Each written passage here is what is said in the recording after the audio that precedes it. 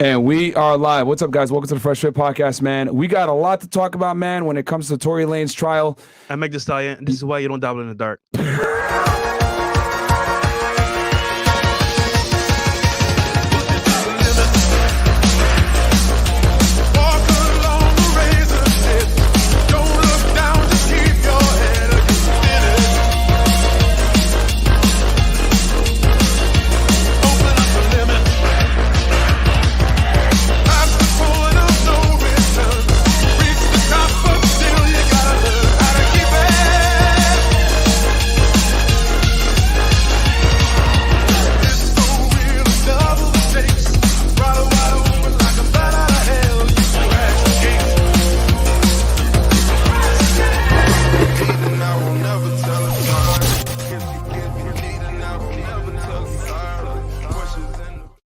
Hey, what's up, guys? Welcome to Fresh Fit, man. Today is Friday, which is normally a call-in show, but man, we just got some crazy news that came in probably about an hour and a half ago. Yeah.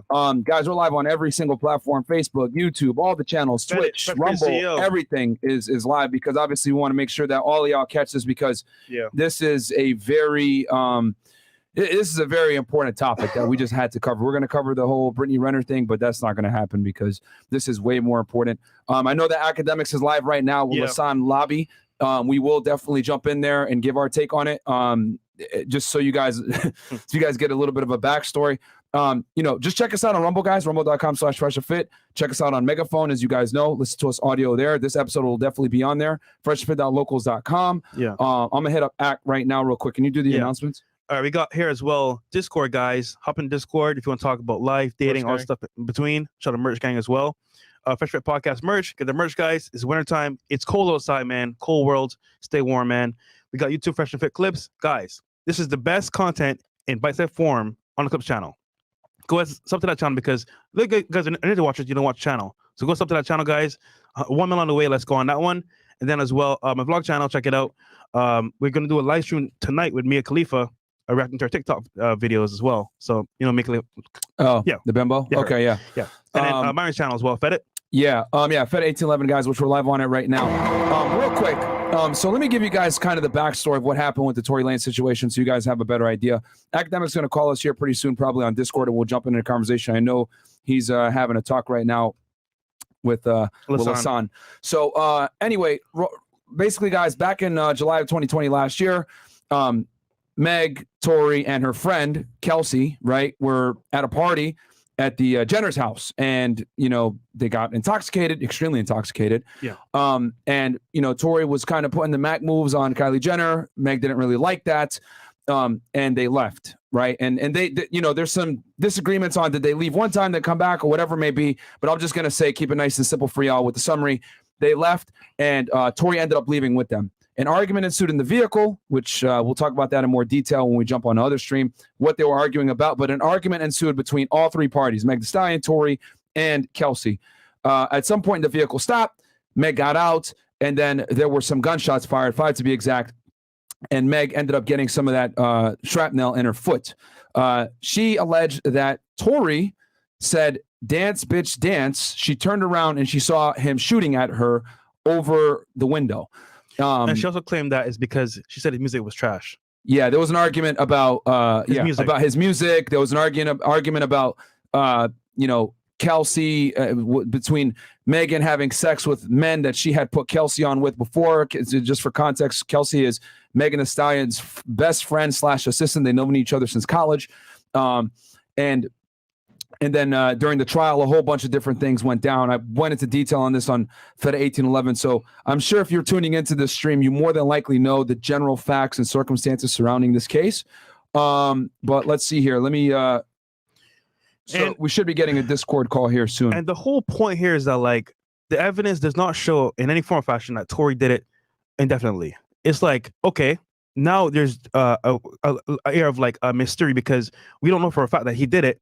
However, the jury declared that he was guilty. And it's like, bro. Are you getting a call, Chris? No. You should be getting a notification.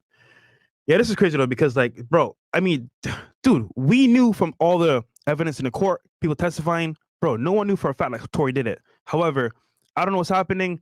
If Rock Nation pulled some strings, if they paid off the jury, who knows what happened? But, bro, they declared that he was guilty, and to me, that's bullcrap, bro.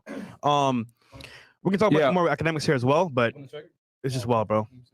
Yeah, you're gonna see like a little notification, Chris, and then that's when you'll know that they're calling in right now. And she lied so many times on the TV, bro. Yeah, on TV. Yeah, on her live stream, so many times. It's like, bro, like it's so much cap in there, and then they believe, bro. That's wild, bro. BelieveAllWomen is crap, bro. The main thing you guys got to literally that is profoundly important. There we go.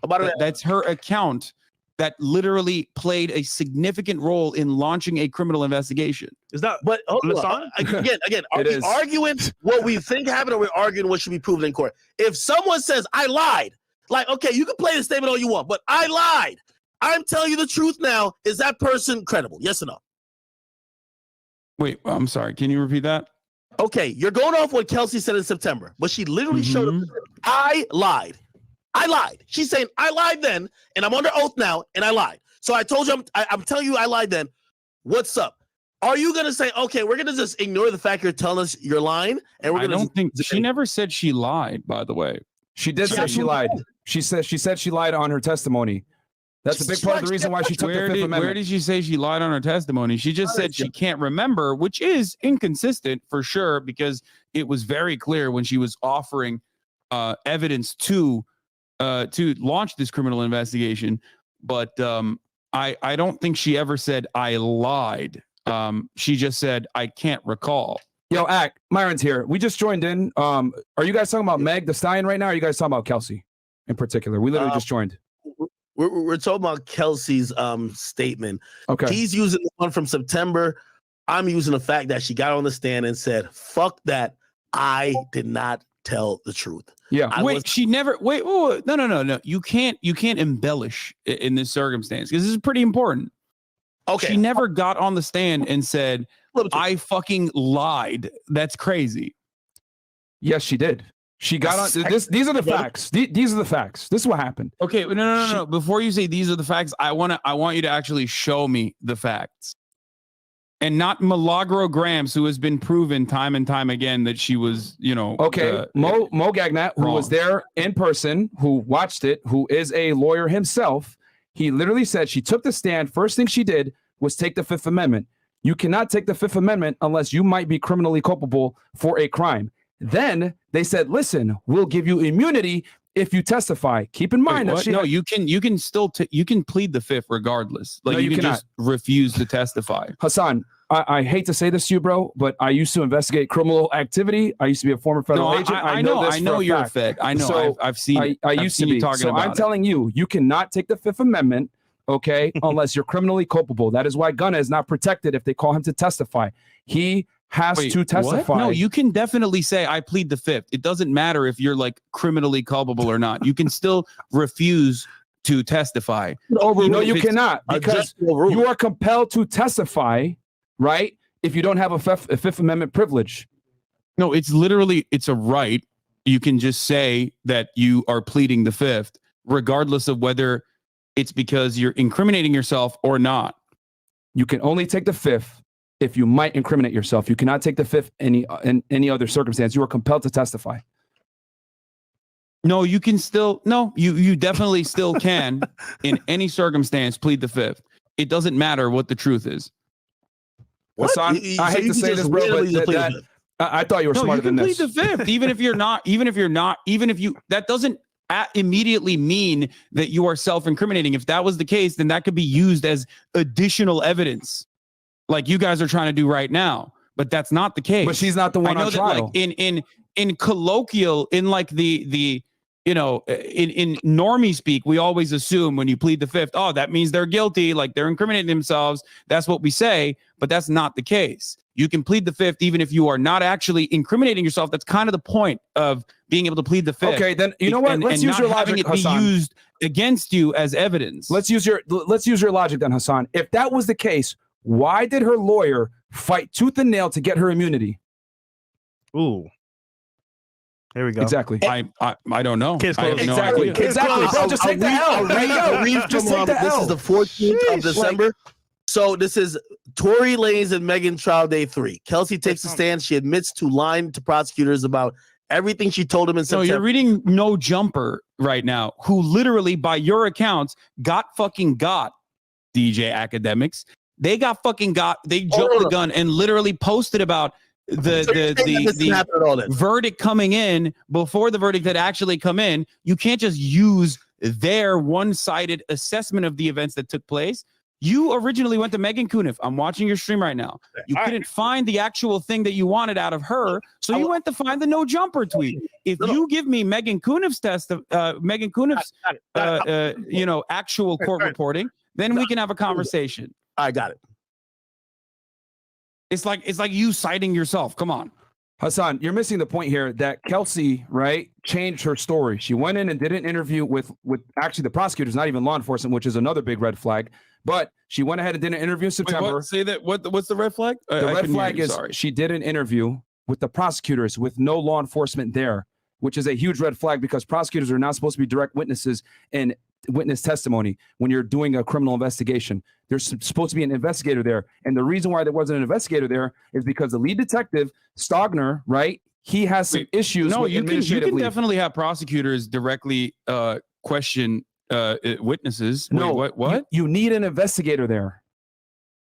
They can't be the only witnesses because they're the ones prosecuting the case. It's a conflict of interest. You need a sworn law enforcement officer there conducting and leading the interview. Prosecutors can be present. Prosecutors are literally law enforcement officers pretty much functionally. So I don't know, like you're making it seem like they're operating on different teams here.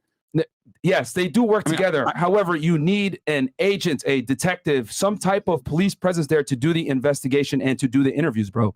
And that's a big red flag. Can I just address something really quickly? Go ahead. I love chat being like, no black voices. Hassan didn't want a black voice in that circumstance. Bro, No Jumper, Adam 22's operation. We're calling that a black voices now? Really? Halo Boom? Is that what you're saying in the chat? Dumbass. Shut the fuck up. Well, anyway, meme rapper. The point I'm trying to make is there's problems with Kelsey's meme rapper, situation. Okay, sorry, go on. There's problems with Kelsey's situation because number one, she was interviewed by prosecutors only. There wasn't an investigator there, which is a problem in itself. And then second, she switched her story up. She said, hey, Tory did X, Y, Z and, made him criminally culpable. And then when she came in to testify, she immediately took the fifth. And then her defense attorney said, we need immunity. They tried to get immunity where she'd be covered all the way, but they were only able to get use immunity because obviously to get transactional immunity, which would be her protected all the way, that is very difficult to get. You would need a DA signature to get that. And obviously they're in the middle of a trial. They don't have time to go back to the DA saying, yo, we need the signature. So we're like, listen, we'll give her use immunity. We're on the record. We're not going to prosecute her. That's when she felt comfortable to go ahead and testify after that pretty much. So if she wasn't culpable, why would she fight so hard? Why would her defense attorney fight so hard to get her use immunity, bro? And you can only take the fifth, right? You can ask any attorney this. Any defense attorney will tell you this. You can only take the fifth when you might be giving testimony that might incriminate yourself. But if you're not necessarily giving testimony that's going to incriminate yourself and other people, then you're compelled to testify. That is why Gunna cannot assert the Fifth Amendment privilege if they call him to testify in the YSL trial. If Young Thug goes to trial, they're going to call Gunna on and he cannot claim Fifth Amendment. He will have to testify. That is a part of his plea deal. Okay. So I can't speak on why she wanted to, why she no longer wanted to offer her testimony. Okay. She did get granted immunity. I'm pretty sure not the full blown immunity. If she was like to go up on that stand and be like, I actually shot someone. I was the one who shot.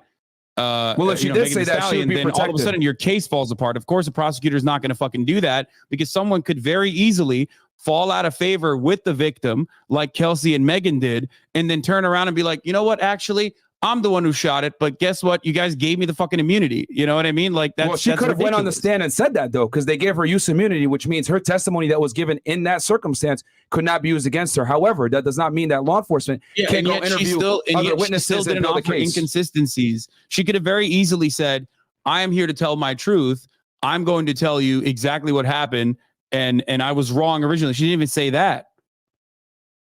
Yeah, because she knew before she was lying.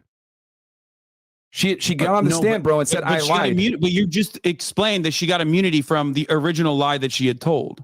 If you're claiming that she originally lied. Yes, she originally lied, and she didn't want to give testimony because So there's a you're good chance admitting that she would not have been liable under perjury in that regard because she had gotten immunity to offer her true testimony in that circumstance. No, what I'm saying is that she could have been found. There's a bunch of things that they could have hit her with. There's a bunch of charges she could have got hit with. Like what? Which is why, which is like shooting, which is why she took the Fifth Amendment. Since you don't trust no jumper, I got my man. I think he writes LA Times, James Quealy. This is Kelsey on the stand. Our interview that they were trying to refresh her memory many times with, she says our interview was not 100% truthful. Yeah. Okay. Does that make you feel good, brother? He literally said, I'm not telling you. He said, whatever you're citing, I did not tell the truth. She basically said it and referred to it and kept almost looking at her lawyer to say, hey, if I answer this, am I getting fucked up legally? And they did many sidebars. That's just the reality of it. Yeah, her interview not being 100% truthful, especially when there's additional circumstances involved in there, like whether or not I'm not familiar if she got asked the question about the $1 million that like she did get asked Tory that question. Offered she them or something like that. She did get asked. But there are plenty of additional instances in that interview. You are the one who's inferring the parts that you believe is not truthful from that interview, and she still absolutely ended up getting. Just read the rest of that. What's the rest of the quote? We're not trusting no jumper, but we definitely trust the LA Times. Yeah, of course I trust the LA Times, and I trust court reporters. So let me read it. You yourself admitted that no jumper got. So if no jumper got, and fucking literally. Okay, forget no jumper. Harris says she struggled with postpartum depression and a recent death in the family, and her mind isn't here right now. She also denied Lanez offered her hush money, which Megan alleged he did to the tune of $1 million. So she denied the exact quote from her, by the way, wasn't an immediate denial. She literally said it wasn't exactly the way that was presented. I know what I'm talking about because I know what quote that was. The reason why we're bringing this up, by the way, is because she has postpartum depression now. She has a recent death in the family now. If anything, her evidence or her additional information that she's going to offer currently now and not back then is going to be less conclusive. Wait, what about this one? Critically, she wouldn't confirm she saw Lanez with the gun, which she said in the recorded interview, or that Lanez threatened to shoot her. She won't confirm it in court. She's like, she wouldn't ask her. Yeah, that doesn't. Wait, what do you mean? That doesn't mean anything. She already has. Oh, you keep referencing. Yes, she literally said yes because. You and I both know she went on the stand and said, I can't recall anything. I have postpartum. I'm depressed. I can't recall anything is basically what she said. And then she pled the fifth. That doesn't mean that she fucking absolutely lied. That's the reason why they played the whole interview. In a court of law, if any type of witness or victim can't recall their statements and can't even affirm to it, right? Keep in mind, she's now under oath. She already acted weird with the, hey, I needed like immunity of this and third.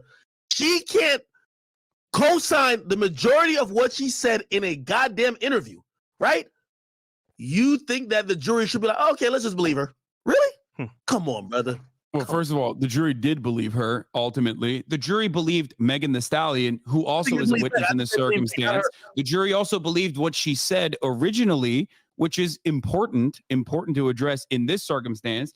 And the jury, of course, did not take into consideration that she pled the fifth, especially because she had the opportunity, given an immunity, to go back and correct the record and refuse to do so while simultaneously admitting that currently, right now, in this very moment, was not likely to give a clear-cut version of the events, considering her postpartum depression and a recent death in the family.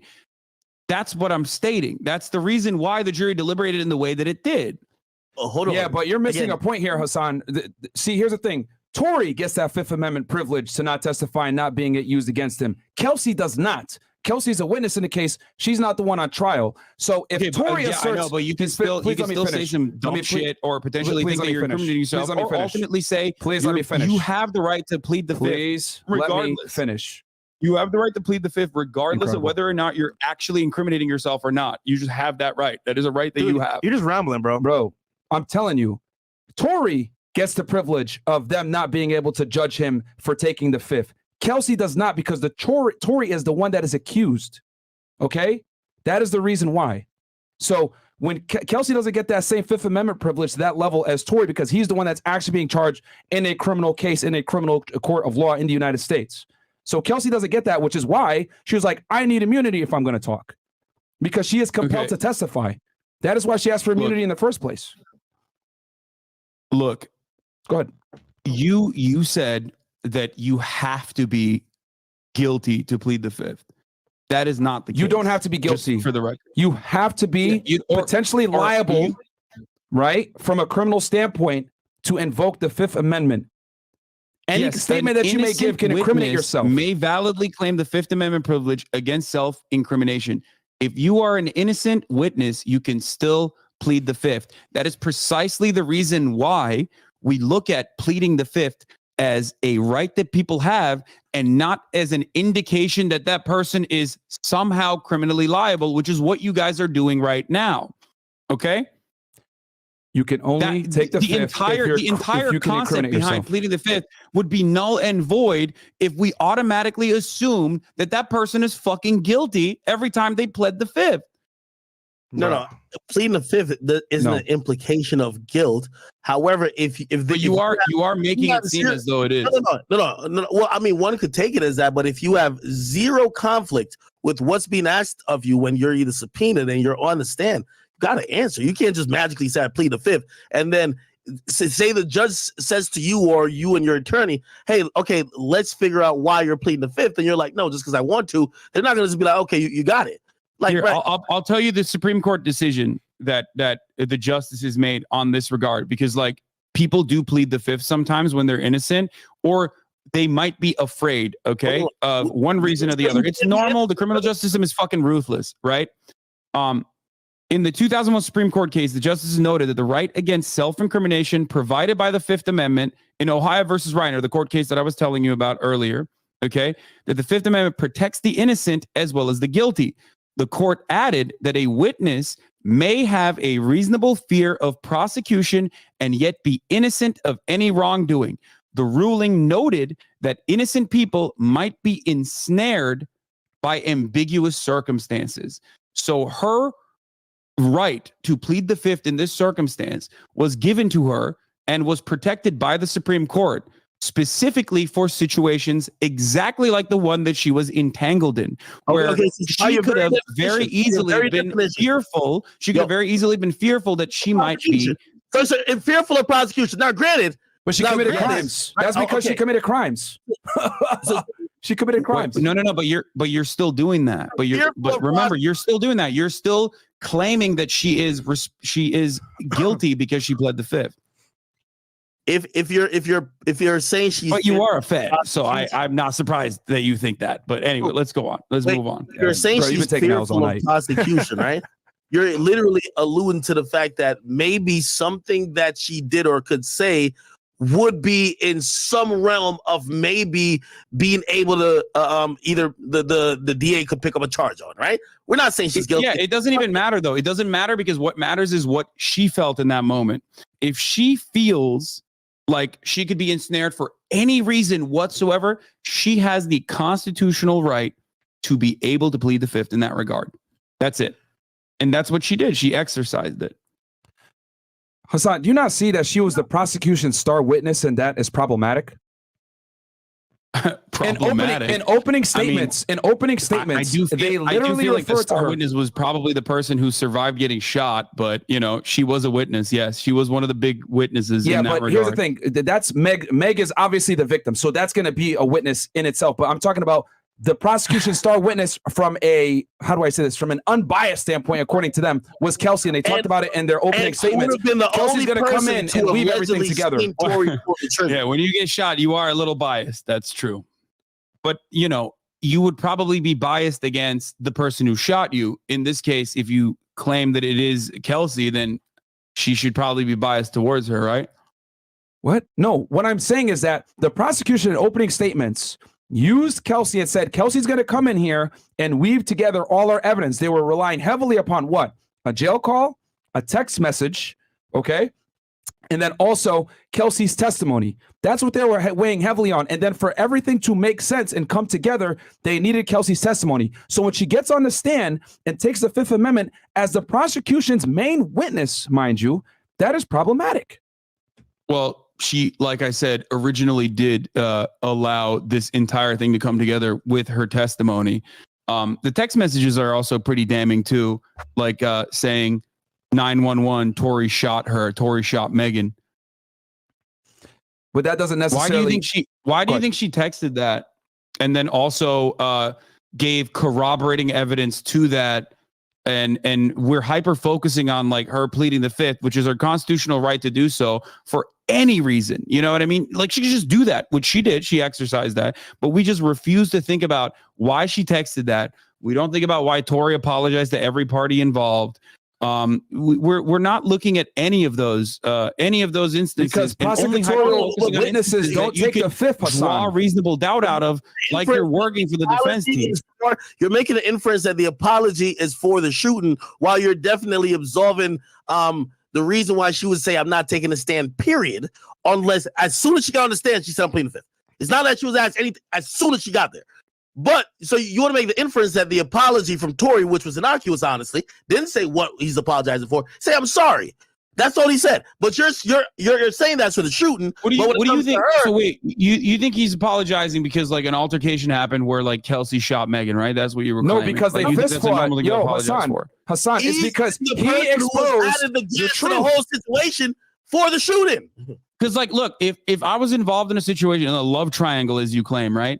And the girl that was with me shot the other girl, I would not text like, I'm sorry to everyone involved. I'd be like, that was crazy. Remember when that bitch shot you? That was wild, right? Like that's what I would text. I think that's what you're operating on 2020. Hassan, you're operating on 2020 hindsight. You got to remember, these are women. They're emotional. They're drunk. It's late at night. They just saw him trying to go ahead and get with Kylie Jenner. Obviously, they're mad. So he exposes. I think Tory Lanez was very emotional. I mean, you can say that. You can say that. That's fine. But my point is this: everyone's drunk and emotional, and right. And the other thing too, Kelsey. Right? He exposes Meg Thee Stallion for having sex with men that she had originally hooked up with Kelsey. So that is how the argument ensued. So we don't know definitively if he was apologizing for shooting or for putting out Megan's information to Kelsey and embarrassing her. That's like a much bigger thing that you would mention. You'd be like, that was crazy when Kelsey shot you, right? Because only one person said. That would be foolish to do that, though, Hassan. Let's be honest. I mean, he's not going to sit there and be like, yo, that was crazy that Kelsey shot you. No, he's going to say, yo, if he apologizes, we don't know what he apologized for specifically. So you're in a situation, you're in a love triangle, you get a lot of women, right? I feel like, or you talk about it all the time. You're in a love triangle. It happens all the time. One of the girls shoots the other girl. You're going to be like, I'm sorry. That's how it happened. You wouldn't be like, how fucking insane was that this crazy bitch shot you? Conversations that he had. Women, am I right? That's probably what you would say. Right? Let me take this. He's in custody and he's been recorded over the jail phone. Why do you think why do you think Kelsey texted 911 Tory shot Meg? So now you're moving off the argument. Are we talking? No. I'm asking you. I legitimately want to know, why do you think Kelsey originally texted that? If you can see this point, because you're saying what the text from him should be, I'm telling you why it's not like that. He's in. No, but tell me that. Just I want to know what you mean. Okay. Why do you think Kelsey texted 911 Tory shot Meg? Oh, so by us moving to this, and I'm going to answer it. I'm feeling like you're conceding that other point, because what you're saying would be idiotic if you know you're calling off of a jail phone to say, hey, isn't it crazy when you got shot by so-and-so? You might as well give a fucking statement. Okay. And not only that, Hassan, because that's so you got to remember, Tory was protecting Kelsey. He's a rapper, bro. He's a rapper. He cannot snitch. That is career suicide. Of course, he's not going to go ahead and incriminate someone else. He's a rapper, bro. Answer the other one, because I have an answer for the other one. He can't do that. Because okay, that's why. Okay, got it. Hassan, every rapper that gets caught cooperating with the police or snitching or doing anything that might put someone else in jail, their career is ruined. So of course he's not going to go ahead and text her. I don't know if their career is ruined. They can still go on DJ Academics' broadcast like Tekashi does. Okay, man. Are we going to stick to the facts here? Or are we going to try to make side jokes? The point is that rappers cannot sit there and snitch, bro. He's like, no enough time. This guy's not qualified to talk about the culture or anything like that, bro. Dude, your facts, bro, are non-existent, bro. Like you're deflecting crazy. You're just deflecting. I'm telling you why it's I not asked you a simple probable. question, and nobody was able to answer this question. I answered it. It's a super simple question. It's so direct. Can I incriminate Kelsey text 911 Tory shot Megan? If that's not the case, it's 3v1 now, by the way. Holy fuck. I'll answer that question, but I'm going to just assume that because you diverted, you basically like you bowed out of that other point. I mean, you can assume whatever you want to, okay, but just give me the answer. I just want to know. question. I'm like genuinely interested in your perspective. Now I'll answer that question, but I really could just ask a question to answer, but I'll just answer myself. If I was the best friend of someone who just got in a drunken fight and I unfortunately shot at my best friend, okay, she got hurt. If I'm the closest person to her team, you think I'm going to text her team, hey, I shot Meg? Come on now. Would you text that? So in that situation, you think a text message is necessary, right? Like you're saying that the text message is necessary. She's belligerent enough to fucking grab a gun, shoot Megan Thee Stallion, but then also somehow has it all together. I guess like the adrenaline kicked in and all of a sudden she's just like remembered the consequences of her actions and decided to very cleverly and devilishly text this ruse, even though Tory Lanez on Instagram comments has also said that Kelsey had not shot Megan Thee Stallion. And it like, so clearly like no one has said Kelsey shot Megan Thee Stallion. That has never even been brought up except for the blogosphere. Are we going to hold what Tory said on Instagram, which we don't even know if that's him controlling his page? We're going to hold him liable for that, but we can't hold Meg liable for saying out of her own mouth a different story 5 times. Well, I mean, it was used. It was used, from what I understand, when an LAPD detective Warren Eberhard took the stand to testify that Tory Lanez's verified IG account once commented on a theory that Kelsey was the shooter, saying that's not true. Okay, perfect. I'm glad you said that. Now, this incident happened 2 years ago. They asked that same detective, when did you see that message? Did you check the IP address of where it came from? Because you know, you could have an Instagram account and somebody could access it from Zimbabwe. Somebody could access it from Costa Rica. So you think a hacking happened? That's why Tory Lanez, or you think Tory Lanez's Tory Lanez's interns are fighting against Tory Lanez is what you're saying? Mid-trial, when Mo went live, Tory Lanez's Instagram joined the live. You think Tory's in court joining live? He has people. No, I don't. But do you think someone with access to Tory's? Why is someone with access to Tory Lanez's Instagram account defending defending Kelsey? Here's my point. I'm not saying you can't use that as some type of proof, but number one, you saw it a week ago before trial when you had 2 years to see it, right? Number two, you made no fucking effort to try to at least go out of your way to prove that he's the actual one that posted it. Well, to be fair, I don't think they needed that because ultimately it wasn't Kelsey that was on trial. It was Tory Lanez on trial because, again, going back to the main thing, the 5 points that the prosecution laid out was pretty open and shut. Oftentimes, cops not very good at their jobs, okay? No, it's not. I can't talk about feds. I don't know how Myron was, but clearly he wasn't that good because now he's doing a fucking PUA podcast. However, you have to run for however, you're going to attack the arguments or are you going to just attack the person? That's all you do. It literally does seem like they had a lot of evidence, right? Like, I mean, holy shit, they had the witness who survived. Petition more than you, brother. You got to run for office. Like the way you're able to duck out of shit. What do you mean? There's five points of evidence. We hold you to a point. You move to another one, and then when we try to get you there, you flip to this other thing. Bro, your counter was someone from Zimbabwe might have fucking controlled his account. The reason why they didn't even have to fucking find this is because they already had 5 points of evidence that was so damning in a situation where it was Tory Lanez versus Megan Thee Stallion. We're being stupid.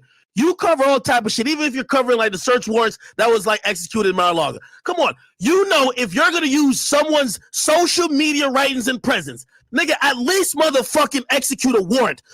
Instagram is gonna show you exactly where it came from. They took a screenshot from the shade room. Is that what you want the fucking government to be putting people in jail for? That's all I'm trying to say. They found the screenshot. Again, it's the reason why they didn't conduct that level of investigation on that regard was because, again, there was no like Kelsey is the actual shooter theory. There was no evidence that Kelsey was the actual shooter. One of the most damning pieces of evidence was also Kelsey's own fucking text message saying 911 Tory shot Meg. if the police haven't done their due diligence and done their fucking job. You want us to consider some shit off Instagram? At least fucking run a warrant, okay? At least get the information in a right format that the jury could have some validation to the shit you're presenting. You're presenting shit like a blog. Unfortunately, academics has no, like, you know, I have no, there's no, like, fucking, you have to meet this academics, you understand they didn't need to do that because it was, you know. And in court. Yeah, but they didn't, but you know that they didn't need to do that. You know what I mean? Like, they didn't need to. You understand why I'm saying they didn't need to, right? You're actually relying on it to make your point. So if they didn't need to do it, why are you relying on it to make your point? Oh, I'm bringing it up because I think that it's already there's already enough evidence, as I've shown time and time again, as to why I feel the way I do about the situation. I'm not even getting emotional about this. Here's the point. It seems like you are. Here's the thing. Let me take this, bro. Let me take this. Hassan, you do a great job of deflecting and doing ad hominem attacks, which is fantastic. But you know what? Let's go over each piece of evidence and actually talk about each piece of evidence with facts versus you making jokes ad hominem attacks. Number one, the jail call. He never actually admits to shooting at Meg. He's just profusely apologizing. The text message. Kelsey says, "Oh, Tory shot Meg." When they tried to bring in the witness to actually receive the text message so they can get some context, he didn't want to come in and testify. I wonder why. Also, the text messages between Meg and Tory, we don't necessarily know if he was apologizing for outing Meg the Stallion and her promiscuity in the past along with her friend, or if he was apologizing for Kelsey and Meg fist fighting because starting that conversation initiated the fist fight, or her getting shot. We don't know what he was apologizing for. It's ambiguous. Yeah, but you're making an inference. Here's the thing. You are the one who's making an inference off of that, though. I'm inference off of what exactly? Like you are using that, like that in and of itself, apologies in and of itself, depending on which state you're in, are not admissible as evidence. That's what I'm trying to tell you. Because of the things that you just mentioned, right?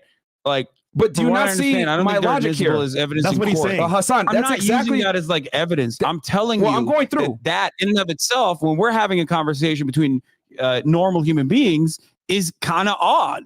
And the reason why I'm bringing that up is because it's a weird thing to say when there's a much larger situation at play, right? What I mean by that is this. If someone is shot in your vicinity, oftentimes you would probably talk about that rather than apologize for like your own personal actions that are completely unrelated to that situation. No, they are related. Right? Hassan, you're missing the point. Please let me finish my original point. Circumstance, please let me finish my original bring point. Up the shooting. Here's the rather thing.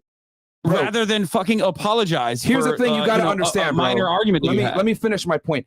The reason why, okay, he apologized. There's so many different reasons he could be apologizing for. It could be for them getting in a fight. It could be for him revealing Meg's promiscuous past. It could be for Kelsey hitting her or whatever it may be, her getting shot, him not wanting to leave the house because he was flirting with Kylie. Okay, that's the main point of contention. But you got to understand, that is the main point of consideration. Of course, though, you got to look at all the other underlying facts as to what he could be apologizing for. He could be apologizing for hitting on Kylie Jenner in front of her and disrespecting her. Yeah, that's why I said like common sense, right? Like that's why I said if someone was shot, but the point is completely outside of your control, you wouldn't say, "Oh man, I'm sorry that like things got out of hand." You say, "That's crazy that she shot you."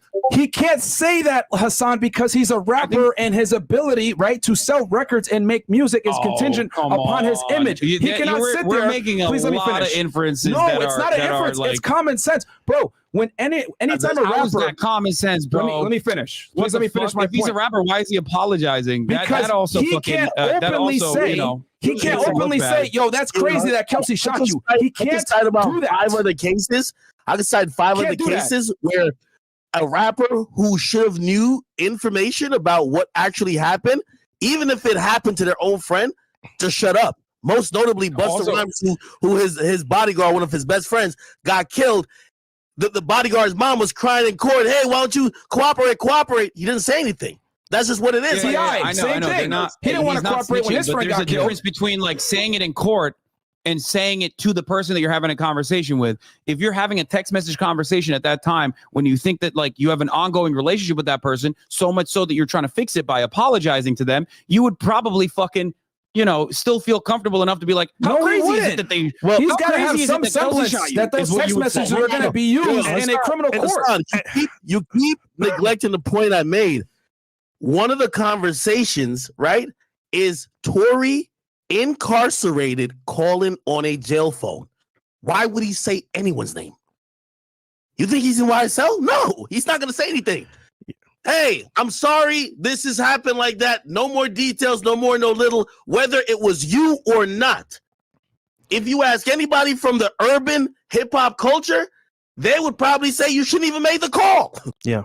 And also, whether you had remorse or not. And also, Lasan, I know you don't know our culture like that in terms of like hip-hop and the whole rap industry. However, Tory, if he snitched in the very beginning, this would all be settled. But he didn't say anything because he knew his career is on the line. Now, regarding that as well. Well, his career is still on the line because, he didn't really But have a career, let's be real. Respect, but, though. 2016 is the last time he was popping off, but... Tory's a big ass artist. What are you talking about? He's huge. Oh, I mean... Hassan, just because you might not listen to someone does not necessarily negate the fact that they're can I top ask artists. Your co-host, how old is he? How old you think I am, bro? What does that have to do with anything? I have no idea. I have no idea, but like you said Lasan, so I assume like 14. Is that your name, bro? Here's the thing, man. Yeah, no, bro, come on, dude. You are a whole grown-ass man fucking using memes that 14-year-old white boys use on the internet. That is fucking embarrassing. Not to like dismiss everything. Hassan, you're the master of deflecting, dude. You are the master of deflection, dog. You really are the master of deflection. You know what's funny? All this over talking you're doing, shit, you got a still whole wrong. ass show for yourself too. All this over talking you're doing, you're still wrong, bro. It's just hilarious, bro. The chat's laughing at you right now, bro. You look dumb right now. Yeah, go back. Talk anyway, about how Chad let's go back to the facts, Hassan. Let's go back to the facts. What I was saying was, damn, dude. okay, the text messages, the phone calls, okay, he never overtly said, hey, sorry for shooting you. And there's a bunch of situations that he could have apologized for. So that's number one. So we don't know exactly what he was apologizing for. And keep in mind, Hassan, it is on the prosecution to prove that Tory is guilty beyond a reasonable doubt. So that's ambiguous. It isn't clear. Then on top of that, we got gunshot residue, not only on Tory, but we have it on Kelsey as well. Not to mention that Kelsey and Meg Thee Stallion got in a full-on fledged fist fight prior to the shots going off. That is a fact that's been confirmed by Kelsey, and it got confirmed by Sean Kelly. Kelsey downplayed and said it was just a bump. However, they were 100% fist fighting to the point where a pendant was found on the floor. Yeah, we already talked about Sean Kelly's testimony being inconsistent. I don't know if you were there for that, but yes, but here's the thing: Kelsey also gunshots, or was he just like fair enough on the fucking street, just watching the street for no reason, and then Kelsey happened to be a scuffle also there. admitted they fought though. So that's what solidifies it. Kelsey also admits they fought. She downplayed and said it was just a bump, but the evidence shows otherwise. Your nail and everything. If someone just bumped you, your nail wouldn't fall off and your pendant. They were full-on fist fighting. I mean, look, I don't know the exact details, you know? That's the problem. You don't know the details and you're talking. That's the problem. Yo, Hassan. Well, ultimately, I know you're out of your wheelhouse here, Hassan. Respectfully, with all due respect, you're out of your wheelhouse here. There was enough evidence. You're out of your wheelhouse here. Look, you can say that all you want, but it doesn't seem like it, especially with this 3v1 situation. And you guys still look really silly, ultimately. What if I they said might that's be silly? saying something different in your chat right now, but, what is silly? outside of your hug box, I doubt that is what's going on. What is silly about what I said? Having said that, what I said, that's silly. Having said that, how is this your wheelhouse? I do not know. I mean, you're a Fed and you don't even fucking understand how the Fifth Amendment works. So maybe that's good that you're no longer a Fed, probably. Here's the thing, bro. The Fifth Amendment only works if you are going to incriminate yourself. Court case, and what the fuck are you talking about? No. There's literally you need reasonable expectation that you can be culpable criminally to be able to assert the Fifth. Because if that was the case, right? If that was the case, then everyone would just be like, "Oh, I'm just going to stay silent," and no one would talk in court. Facts. Dude, I'm you can't use the Fifth Amendment, dude. If the Fifth Amendment use the Fifth Amendment as a blanket protection. I know you have like cop brain, right? Because you're like you can't get out of the cop situation. But if the Fifth Amendment worked that way, it would literally imply that everyone who pleads the Fifth would be guilty. It would ruin the Fifth Amendment. That's not real quick, because I notice you do this a lot. Like you throw mad ad hominem attacks. Like I think he's getting straight at least on Myron. He's getting straight at whatever. Okay, bro, it's 3v1. I'm starting to lose it a little bit. I was respectful in the beginning, but goddamn, dude. I've been respectful with you. I haven't attacked you personally one time. Also, your fucking 40-year-old co-host called me Lasan like he's a fucking child. Bro, come on, don't talk to me. You're making fun of a right now. federal agent, bro. How old are you? 12? Nigga, he's serving our country. You making fun of him? You're lame, bro. Dead ass. So you making fun? Oh, Lasan, nigga, that's your fucking name, Lasan. You're a bum, bro. Talking about things that you don't even know, Thank bro. you. The point I'm trying to make here, Hassan, is that thank you for serving our country, sir. Here's the thing, Hassan. Thank you. I've actually investigated criminal cases. I've debriefed witnesses. I've been in federal court several times. I've testified hundreds of times. I have more experience in this than you do. You still don't understand the Fifth Amendment? That's crazy to me. Like, that is actually crazy. You don't understand the Fifth Amendment. Facts. You cannot randomly assert the Fifth Amendment unless you have reasonable expectation that those statements that you're about to give can incriminate you. It is the same exact reason why Gunna will not be able to use the Fifth Amendment privilege in his case. Gunna. This is unrelated. You can literally. I'm using it as an example. Regardless, okay, you can plead the Fifth regardless. It is the law. Okay, it is. You could plead the Fifth, but there are going to be consequences. You could be held. You can be held in contempt of court. You can be. There's issues that could arise from that if you don't act. If there's no reasonable expectation that those things can be used against you. That's what I'm trying to say, bro.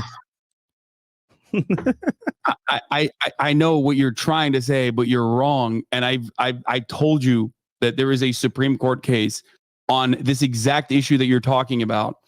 It does. I also literally gave you the exact reason as to why it doesn't work that way. Because if it worked that way, then everyone would just assume you're guilty all the time, every single time you pled the Fifth, which would literally destroy the Fifth Amendment in general. Hassan, that wasn't his point, and even when I said that wasn't my point, right? It's, of course, pleading the Fifth Amendment. No, because you're inferring that she is guilty, and you're also adding additional reasons as to why she might be guilty. You're speculating why she might be guilty. And saying that that's enough for reasonable doubt. Of course, it's not enough for reasonable doubt. She already gave her original testimony. Yo, I know me in particular said that by pleading the Fifth, you could infer that that person believes that maybe something they could say could be used to prosecute them. I know, but the jury cannot deliberate off of that. They can't make inferences in the same way that you are currently. Okay. So if you want to tell your audience, you want to educate your audience on how it actually works, instead of listening to Myron and his assessment of the matter, the reality is that when someone pleads the Fifth, you cannot assume that they are possibly guilty. Myron is absolutely wrong on this. No, okay? that only extends to Tory Lanez. That only extends to Tory Lanez because Tory Lanez is the one on trial, not Kelsey, bro. Okay, if no, it literally doesn't matter. Why did she ask for immunity then? An innocent why did she ask for immunity? No, why did she ask for immunity? You're wrong. You're just wrong. You do not understand the law that you were supposedly protecting at the point. Yo, dude, well, Hassan, you're just wrong. Hassan, the only person that can assert that Fifth Amendment without being judged is Tory Lanez because he is the one on trial, not Kelsey. If that was the case, Kelsey would not have asked for immunity. That is the difference. And the jury can absolutely use the fact that she took the Fifth Amendment in their deliberation. I'm gonna be honest. with you. They absolutely can. Okay, like we know cops are bad at fucking knowing the law, right? But I really thought feds would be a little bit better at this. You are wrong. It does not matter if she's on trial or not. She, as an innocent third party, absolutely has the right to plead the Fifth. She does. Because she thinks she might be. It doesn't matter for what reason, okay? And the jury cannot deliberate or infer or speculate any sort of guilt off of that. Because if that was the case, then you would undermine the entire reason behind why the Fifth Amendment. You know what? How about I bring a lawyer in here and show you that you're wrong? Ooh. How about I bring a lawyer in? Yeah, Hassan, if you want, but it's the Constitution and the Supreme Court case, Ohio v. Reiner, is pretty fucking clear on this. Yeah. It doesn't matter what a lawyer is going to tell me. Now we're making it 4v1, which is holy shit. Wait. Hassan, I'm just mentioning the fact, right? So in the closing by George, which is Tory's lawyer, he did ask the jury to consider why did she need to plead the Fifth. She or need immunity, actually need immunity, right? So they brought that up, and also I probably forgot the first thing I was trying to say.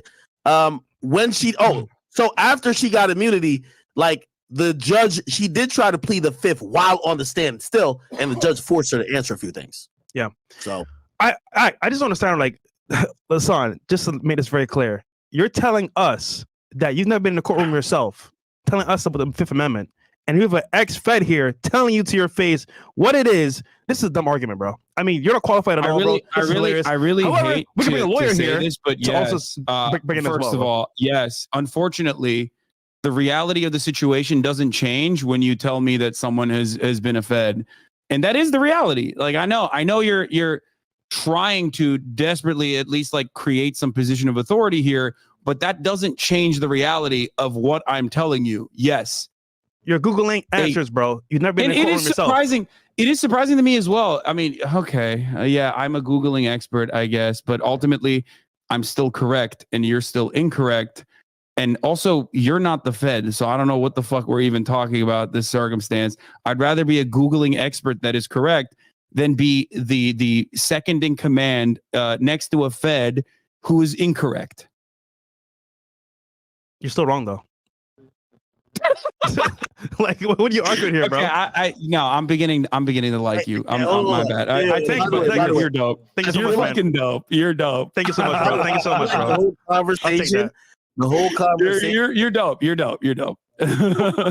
Has been derailed about this one particular meeting, and well, like it's a big piece of your argument is that like her testimony was like inconsistent when she didn't offer additional testimony. You guys are having a back and forth right there. I was allowing that to happen. That was part of his argument. But like even without that being said, I mean, are you saying that if he can't argue that his point was were invalid? What point? The point that he was arguing with you about why her testimony, number one, might just look a little shaky. She's not a credible witness, Lasan. At the end of the day, bro, she's not a credible witness is my main point in all this situation. I don't agree with that. I think that she was a credible, she was initially when the investigation was being conducted, she was absolutely a credible witness. She might have changed her perspective for reasons that she also included, having postpartum stress, postpartum disorder, being depressed because of a death in the family. But ultimately, her new testimony is less, that does not absolve her of being a liar, bro. The fifth is less conclusive than her original testimony, which is why they played the original testimony in court. Dude, she quite literally said that she lied. That makes her a non-credible witness. They actually understand, hey, like you're pulling her less credible moments now rather than the moments where she had more clarity back then when she talked to the cops. Well, I'm going to rely on when she's under oath. I'm going to rely on when she's under oath rather than when she's doing a phone interview with and it's not the cops, it's the prosecutor. She never talked to the cops. The lead detective got put on administrative leave. She was going to show up via subpoena. They postponed it to December, and because they haven't talked to her in such a long time, because they've been requesting to try to talk to her, they say, hey, let's get something on record. And that's when the prosecutors, who you could ask Myron, even though you feel like he's not credible, you could ask, the prosecutors actually do these interviews frequently with people who are considered witnesses, or is it an agent or a detective? You get what I mean? This whole thing, like even from prosecutors are literally just another arm of the criminal justice system alongside cops. They're not in contention with one another. They are, unless we're talking about very unique instances where they're like prosecuting a cop. They're not. That's not how information is usually gathered. And also, she didn't recant any of her. She didn't recant any of her prior testimony. She only said, like you also pulled up, that she does not want to offer any testimony now. That's it. By the way, she admitted that she can't recall, and she can't recall. Okay, all right. So if you're mentioning a lot of the things that she had said, and a lot of things that had happened. How about we also mention that she also said on the stand that when they asked her, hey, are you intimidated by Tory being here? She said no. Are you intimidated by whatever? She says she's only felt pressure coming from the prosecutors. That's why they had a sidebar right after the jury left. And the prosecutor basically said in open court that they felt offended that, they're being accused of trying to either coerce a witness, which they believe they did do. Then they later got permission to play her initial interview. And they got permission to play the interview to show that she was not under duress when she gave it. But what did she say in court? She said if she was feeling uncomfortable, it was because of the pressure from the prosecutor. I get it. You are selective with what you're going to believe. And no, you know, I'm just telling you, no, I'm not selective with what I'm going to believe. First of all, you're doing the exact same thing that you claim I'm doing, right? Like you refuse to, you omit certain details, or you have no answer for certain details, or when pressed on it, you say, oh, it's probably because he's a rapper. Like that's not even a good defense in any meaningful way. Like no, there are so many pieces of evidence in this entire process. There's so many pieces of evidence in this entire process from number one, the witness surviving the shooting attempt. Meg is not credible, Hassan. I was shot by this Megan is not credible, though. But that's crazy. How can you say that? Okay, she's dude, lied. She's fuck given. Does that even Hassan, mean? Can you explain to me? I will. No. I will. I'll explain it to you right now. I want you to say I'll explain it to you right now. The shooting victim is not credible when she is able to survive the shooting and offer testimony. I'll tell you why right now. Crazy. I will tell you why right now. She gave conflicting information on her Instagram lives with the Gail Knight interview versus what she testified to. On top of that, the prosecution gave a different story on opening statements than she did when she was on the stand, bro. That's what I'm trying to say. Meg is not credible. She openly lied about her sexual past. Within what the prosecution said and what Megan Thee Stallion said. I will cover that here in a second because I have it in my notes. But let me tell you that don't worry, I already took notes because unlike you, I actually watched this case and I know the details. You don't. So here's the difference. I would. Go ahead. Well, if I don't know any of the details of the case, why does it still look like you're having a hard time fucking convincing anyone of what happened? The chat is watching right now. Woman crazy. She was emotional. But also somehow Kelsey, also being a woman, may or may not have shot Megan Thee Stallion, but also had the wherewithal in that moment to like fucking turn around and text 911. Tory shot Meg. To her bodyguard, to Meg's bodyguard, yes. To Meg's bodyguard, she sent that. Yeah. Okay. So why did she say that? Dude, there could be a multitude of reasons as to why she would say that. Maybe she was criminally culpable and wanted to point the finger at someone else. She was hysterical enough and drunk enough to shoot Megan Thee Stallion off of like some random bullshit, okay? Because like you say, or at least academics said that it was random bullshit. Like Tory Lanez would never shoot Megan Thee Stallion over like being called short or being called not popping. We'll talk about this in a second. First, let's talk about how Meg is not credible, okay? Meg is not credible because she omitted a critical factor right on a public interview, which the reason how she got on a public television interview in the middle of a criminal case is beyond me. But the point is that she said, I did not have a sexual relationship with Tory Lanez. Then she gets on the stand and she admits she did have a sexual relationship with Tory Lanez. Wait, she lied. Yeah, that's first of all, yeah, of course, that's fucking embarrassing for her to. But that's important. That doesn't make her inconsistent in regards to whether or not she got shot, bro. What the fuck? It absolutely is an important fact. However, because what? Yes, that's insane. All right, are you gonna let me finish? This is a private affair that she probably felt fucking really embarrassed by because she fucked the dude who was like 5'2" and shot her. Okay, the point here, bro, is that wasn't even the argument stemmed. If she fucked Drake, she'd probably talk about it all the time, but she fucked Tory Lanez. Let me finish my point. The reason why that is material is because when Tory Lanez exposed Meg for having sex with not only him, but Kelsey, and he exposed the fact an expose. What you're talking about is like TMZ shit while you're talking about a fucking criminal court case. That's the entire reason they fought, dude. I'm trying to explain that to you. That is an important factor. But she lied about that. She's the victim. You're literally talking about a victim and making it seem as though the victim is like the actual criminal. She's not on trial, bro. What the still has a responsibility to be truthful. Whether she fucked Tory Lanez or not. The victim must be the sequence of events that lead up to a shooting does not matter. Bro, credibility. Of course, the events that lead up to a shooting matter, but it is fucking insane that you think this is a good case.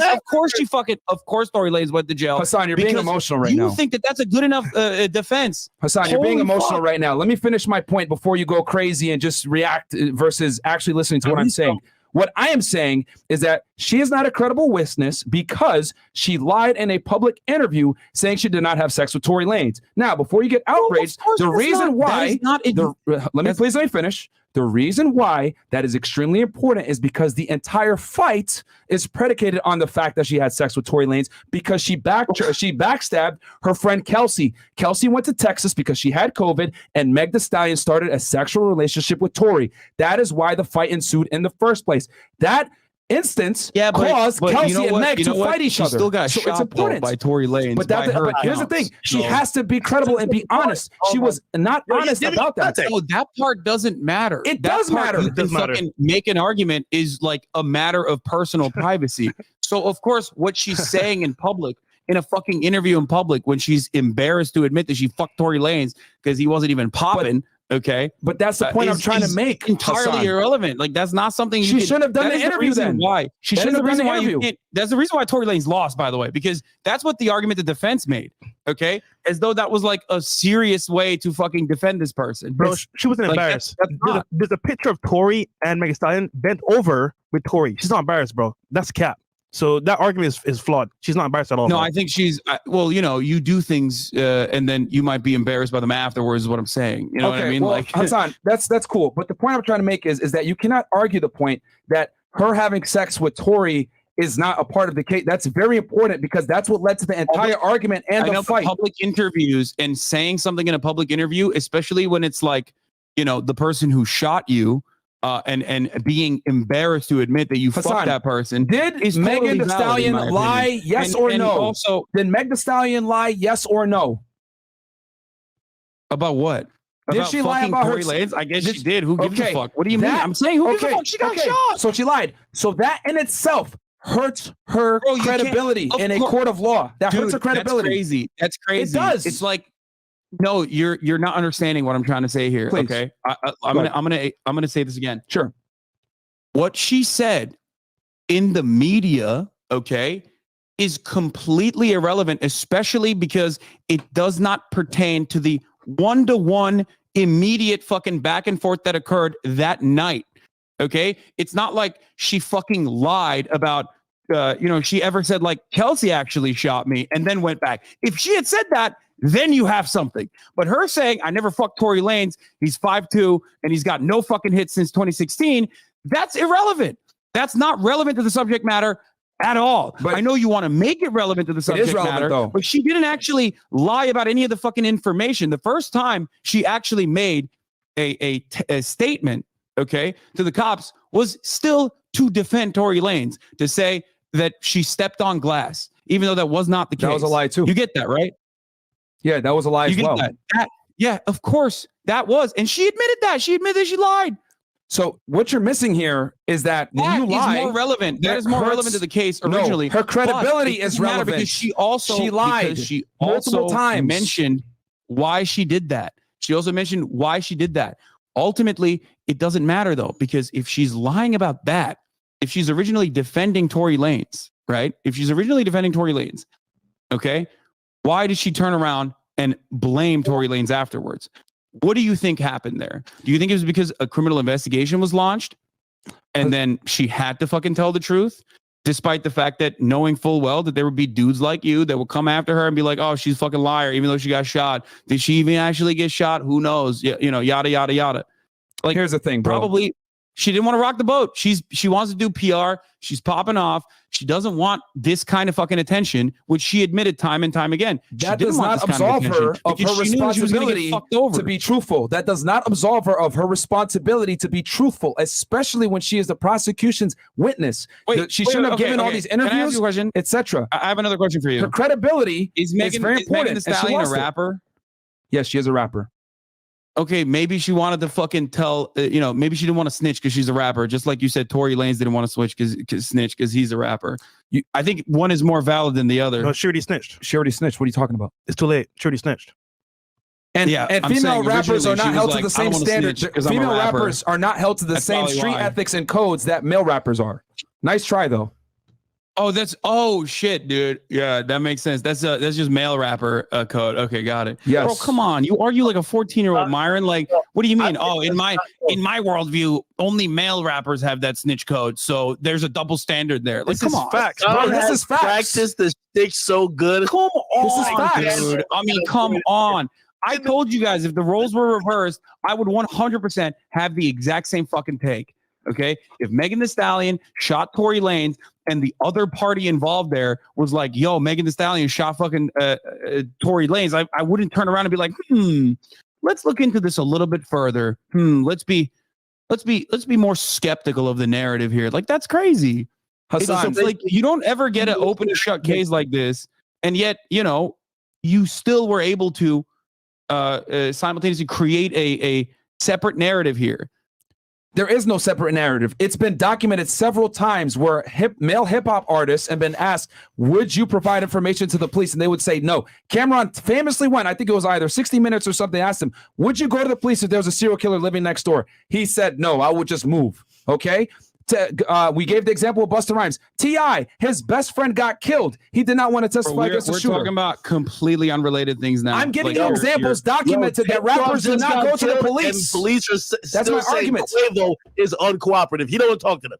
And his fucking this is not like, none of this is relevant to what we're having a conversation about. It's relevant because Tory's not going to go and say Kelsey shot her, bro. That's the point I'm trying to make here. Rappers understand that their image is everything, and cooperating with the police will destroy their ability to create music and sell records.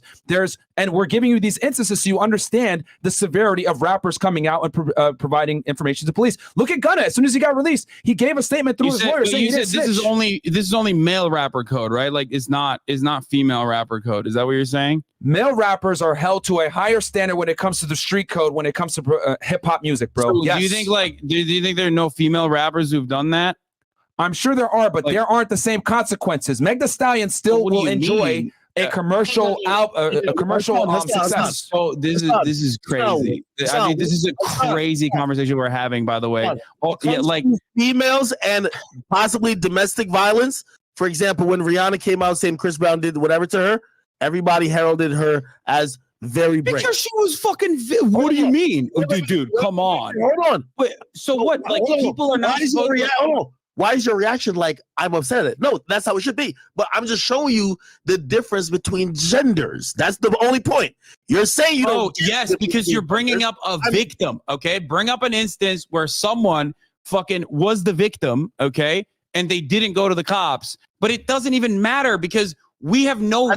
This is completely irrelevant. This is completely irrelevant to the conversation, regardless. Okay, there are plenty of female rappers like Lil' Kim that also went to fucking jail for a year plus 1 day for lying on the stand to cover for her fucking friends. This shit doesn't fucking matter to the case overall. You're trying to create a narrative where it's like a men versus women thing, but it's ultimately about what happened on that day, on that morning. Okay, what happened on that morning?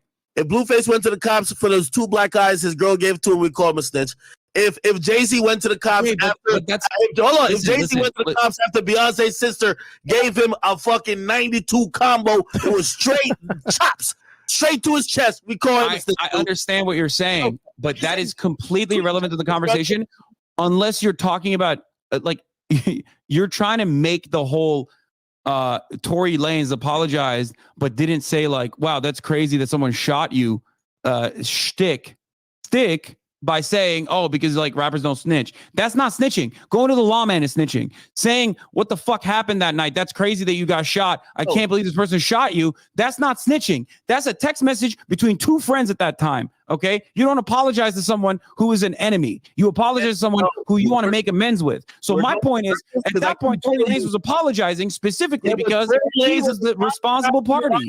In custody. If you're in custody, why the fuck would you drop a name? Why would you drop a name? If you get locked up for, let me see what type of guy you are, right? Say you're kicking it with your little high school buddies, and let's say, I don't know, maybe one of them has an illegal gun in the car, okay? You all are locked up. Would you call your other friend and be like, yo, do you know that Marcus had the gun in the back? Would you say that on the jail phone, brother? Bro, you and I both went to Rutgers, dog, okay? This whole, like, street cred shit is so stupid, okay? We went to the same college, okay? Academics. Oh, come on.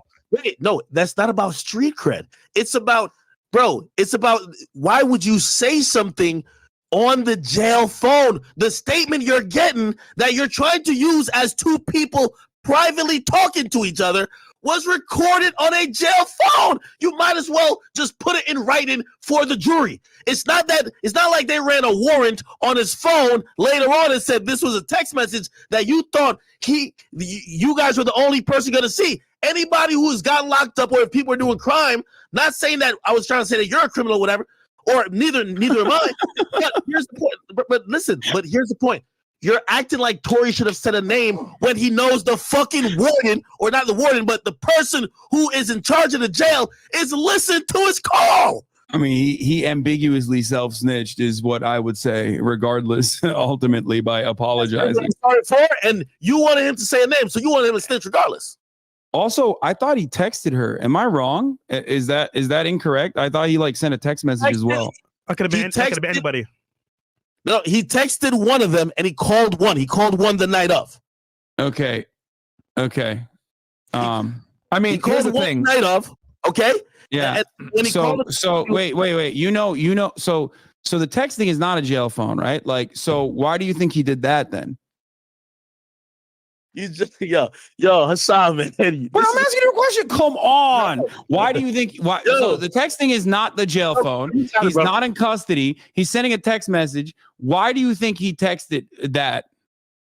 Oh God. I mean, that's a real. I can't ask you a single question without you being like, "Oh, I'm so good at fucking debating." Hassan, the answer to that, I got the answer to that. We don't know the answer, Hassan. We don't know the answer. There were so many different factors going on. The two best friends fighting, him hitting on Kylie Jenner right in front of her, her wanting to leave and Tory not wanting to leave the first time, and then he had to come back and leave with him the second time. There's so many different situations. A shooting, right? Hassan, like the main point of contention there is a shooting. And it could have been he was sorry. Oh man, Hassan, he could have been sorry that she got shot, but that doesn't necessarily mean that he's a trigger man, bro. That's what I'm trying to tell you. There were so many factors that went on that night that he could have apologized for. It doesn't necessarily have to be that it was just the shooting or him shooting at her. It could have been her getting shot by someone else. The apology is ambiguous. We don't know the situation. Why? You think he says sorry you got shot by someone else? Dude, it could have been for him hitting in front of Kylie. It could have been him exposing. Let Myron rock with it goes. You think there was I'm telling you, maybe you guys have Hassan, there's a multitude of reasons. Maybe there's a third shooter. Okay, I want to know. Who was at the grassy knoll? Who was at the grassy knoll? Hassan, the reason why I'm giving up and I'm letting Myron rock because it reminds me because I watched a good amount of your content.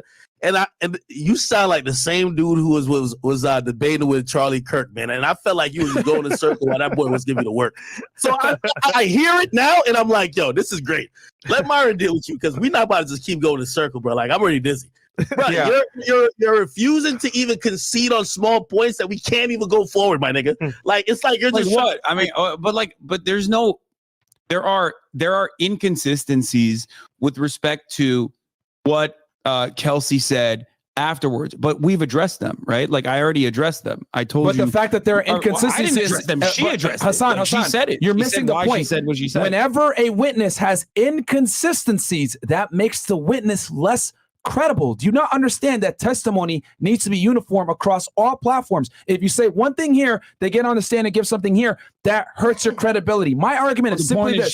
She gave nothing though on the stand. Kelsey she literally and Meg said that she has postpartum and also on top of that had a death in the family. That is not an excuse to lie. She's having a hard time recalling incidents. That is not an excuse to lie. In and of itself is an inconsistency, certainly, but it's one that has been addressed. And I think that it was enough for the jury to saying I have postpartum depression is not does not absolve you of your duty to tell the truth as a witness. That hurts her credibility. So did Meg. I'm arguing simply this.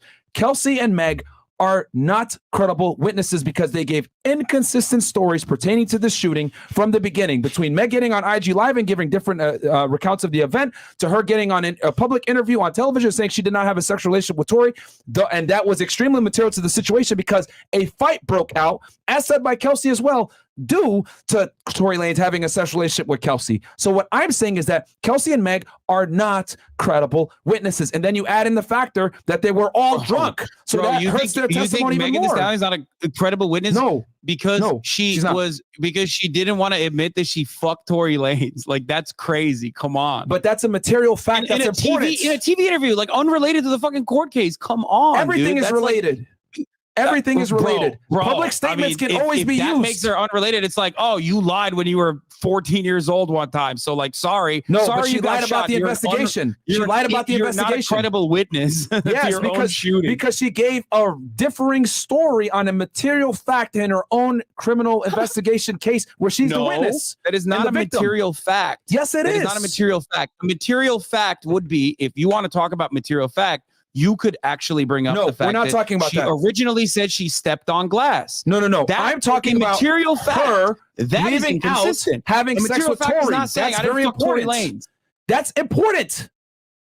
Bro, that if that was important, then the court would have argued that was important. But luckily, They did argue the jury and the criminal justice system doesn't operate like a bunch of fucking manosphere podcasters. Holy fuck. Come on, dude. Bro, the fights between her and she Kelsey can fuck the whole team if she wants to. She still got She shot. can do whatever she wants. It doesn't matter. But the shooting happened because she fucked Tory Lanez, which means it's important. That's crazy. That's crazy. Bro, there's good evidence that Kelsey could have been the shooter, and they argued over Tory Lanez. You're telling me that wasn't relevant to the facts? Of a dick. Oh, Wow. Jesus Christ. Bro, it is extremely relevant because Kelsey could have been the shooter. Why? Also, the other part of this is that's crazy to me is like everyone's fucking mad at Megan Thee Stallion who got shot, and like no one's mad at fucking Kelsey who apparently is the real shooter. You know what I mean? There's no good evidence that she was the shooter. She did test positive for gunshot residue. Do you know why Sean that Kennedy matters? also and said Tory he saw a Lanez female both shoot. failed the GSR test. They both failed it. That's true. The DNA evidence on the gun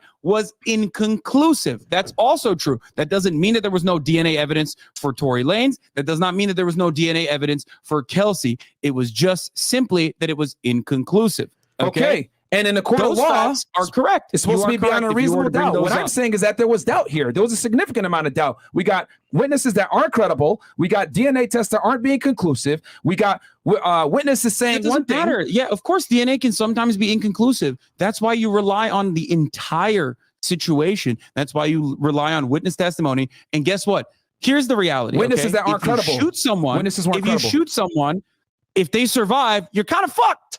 That's it. That's it. Like ultimately, this is where the court case starts, and this is where the court case begins. You shoot someone and they fucking survive, you are fucked. That's it. You can say, Your Honor, she fucked the whole squad, though. Your Honor, she lied about fucking someone, but then said that she actually did fuck them. It doesn't matter. She got shot by the dude, and she said, This motherfucker shot me. That's it. But she's not credible. It could have been Kelsey shooting her. Maybe Could have been then Kelsey you can shooting argue her. like, oh, well, that's inconclusive. Could've and the been Kelsey DNA shooting evidence or her. whatever. He didn't finish the job. Could've been Lasan, Kelsey. do you know why people are mad at Meg? Because she lied multiple times. That's the big issue here, Bro, bro. no, She lied I know why people are multiple mad at times. Meg because you have built an entire career shitting on women. That's why, No, you know, we spit there's facts. plenty What does that of have people to do who with also anything? fucking We really spit don't. facts. What does that have to do with anything? Only Hassan? reality. Oh my All god! you do is do ad hominem attacks. You don't argue the points. I'm saying she's not a credible witness because she lied on What do multiple you mean? occasions. Of course, I argue the points. Dude. If we're talking about ad hominem, you literally keep bringing up the fact that Megan Thee Stallion in a TV interview says she didn't fuck Tory Lanez, but then openly admitted that she fucked Tory Lanez Because in court. that goes to Like, that's speak it. about That's her not- credibility. It shows and- that and you're she's a saying that, liar. like, the case should be thrown out or something. It's as a consequence relevant of that. because That's she's a fucking liar. insane. It's relevant because she's a liar, bro. Are you missing the point that she lied and didn't give a Bro, consistent that's story? crazy. That's crazy. I'm You sorry. can't. I don't You think can't credibility. exclusively. I'm kind of trying to moderate a little bit. I don't think he's saying it means the case should be thrown out, but it goes towards credibility, which Yeah, this is- no. Exactly. In that regard, that's what I've been no, saying. it's What are you not clear arguing? What are you evidence, and arguing then, therefore That's it what I've does been not matter. saying. What are you arguing then?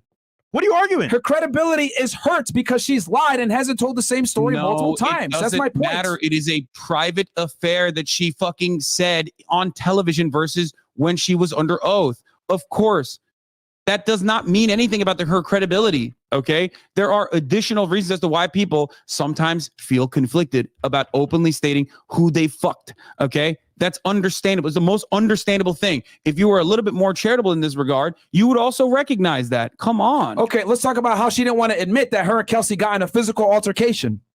How about that? Let's also talk about how she said that they left one time, but in reality, they really left twice. And it came back. And they came back for a sandal. Let's talk about her lying on a public interview. Let's talk about her IG stories and her IG lives where she gave Bro, different conflicting accounts of the situation. ultimately, when you're recalling shit, there's going to be instances where you're not 100% accurate. Okay, this happens all the time. That's why you don't go on the internet and talk about it. It hurts her credibility. You have to measure that on how severe it is, right? You have to measure that on how severe that is. Recanting or recalling instances that even happened to you is oftentimes going to be murky.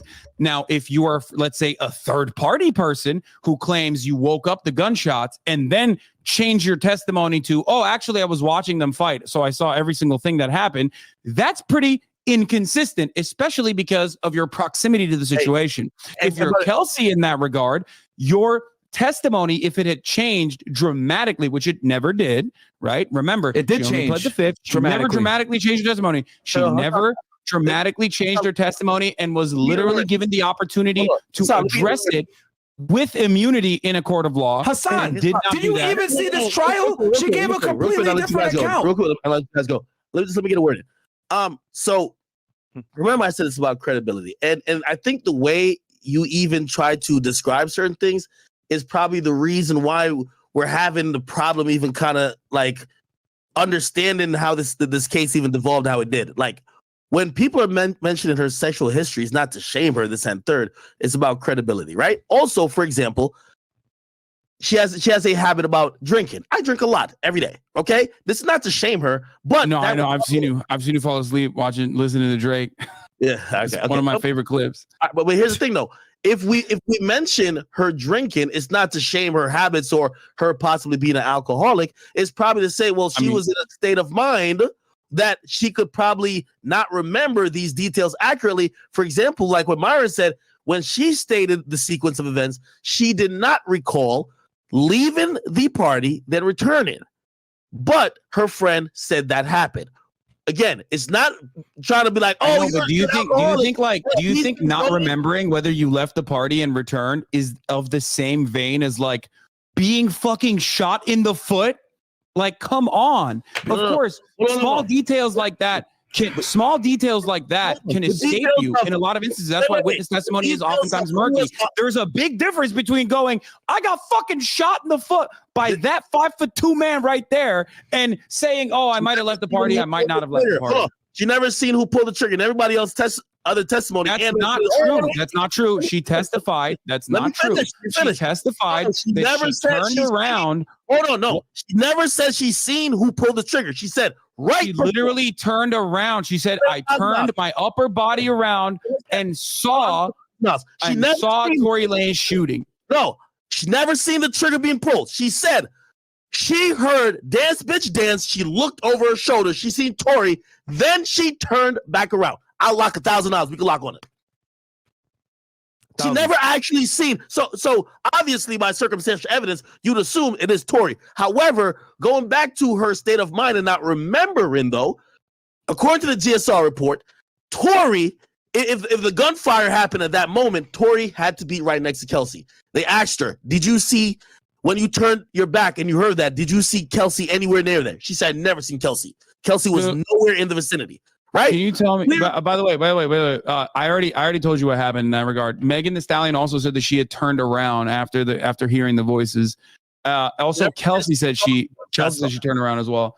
But listen. I have another question for you. But like, so you're doing the thing again. Nah, bro. Frank out. No, because we already. This is literally addressed in the court. Like we're in a loop now. I'm trying to move the conversation along as best as possible. I'm trying to move the conversation along as quickly as possible because there's one additional thing. This is what you said he made jail. You said he made phone calls from jail. Yo, you said something that was obviously false. I am holding you to the fire, saying that is false. You know what you do? Let's move to another point. Exactly. Wait. Okay, we can go back to that. What is it here? Go ahead. Sorry, you're right. I will have this conversation again. She testified under oath that she believes Tory shot her, right? Because she saw him with the gun. She didn't see when he pulled the trigger. She saw him with the gun before the She also did say that she turned around, like she was walking away from them, but when she heard noises, she did turn her upper body around. She did say that. She said that in court. Hold on. In her testimony. The same thing I am, but you're trying to twist it in your way.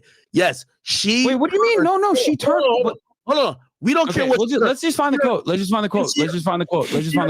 Bitch dance. If she heard, listen, gallop, bitch, gallop. If she heard whatever, did she see the bullets coming out of that gun? Was her eyes locked with the shooter? No. She said she saw Tory with the gun.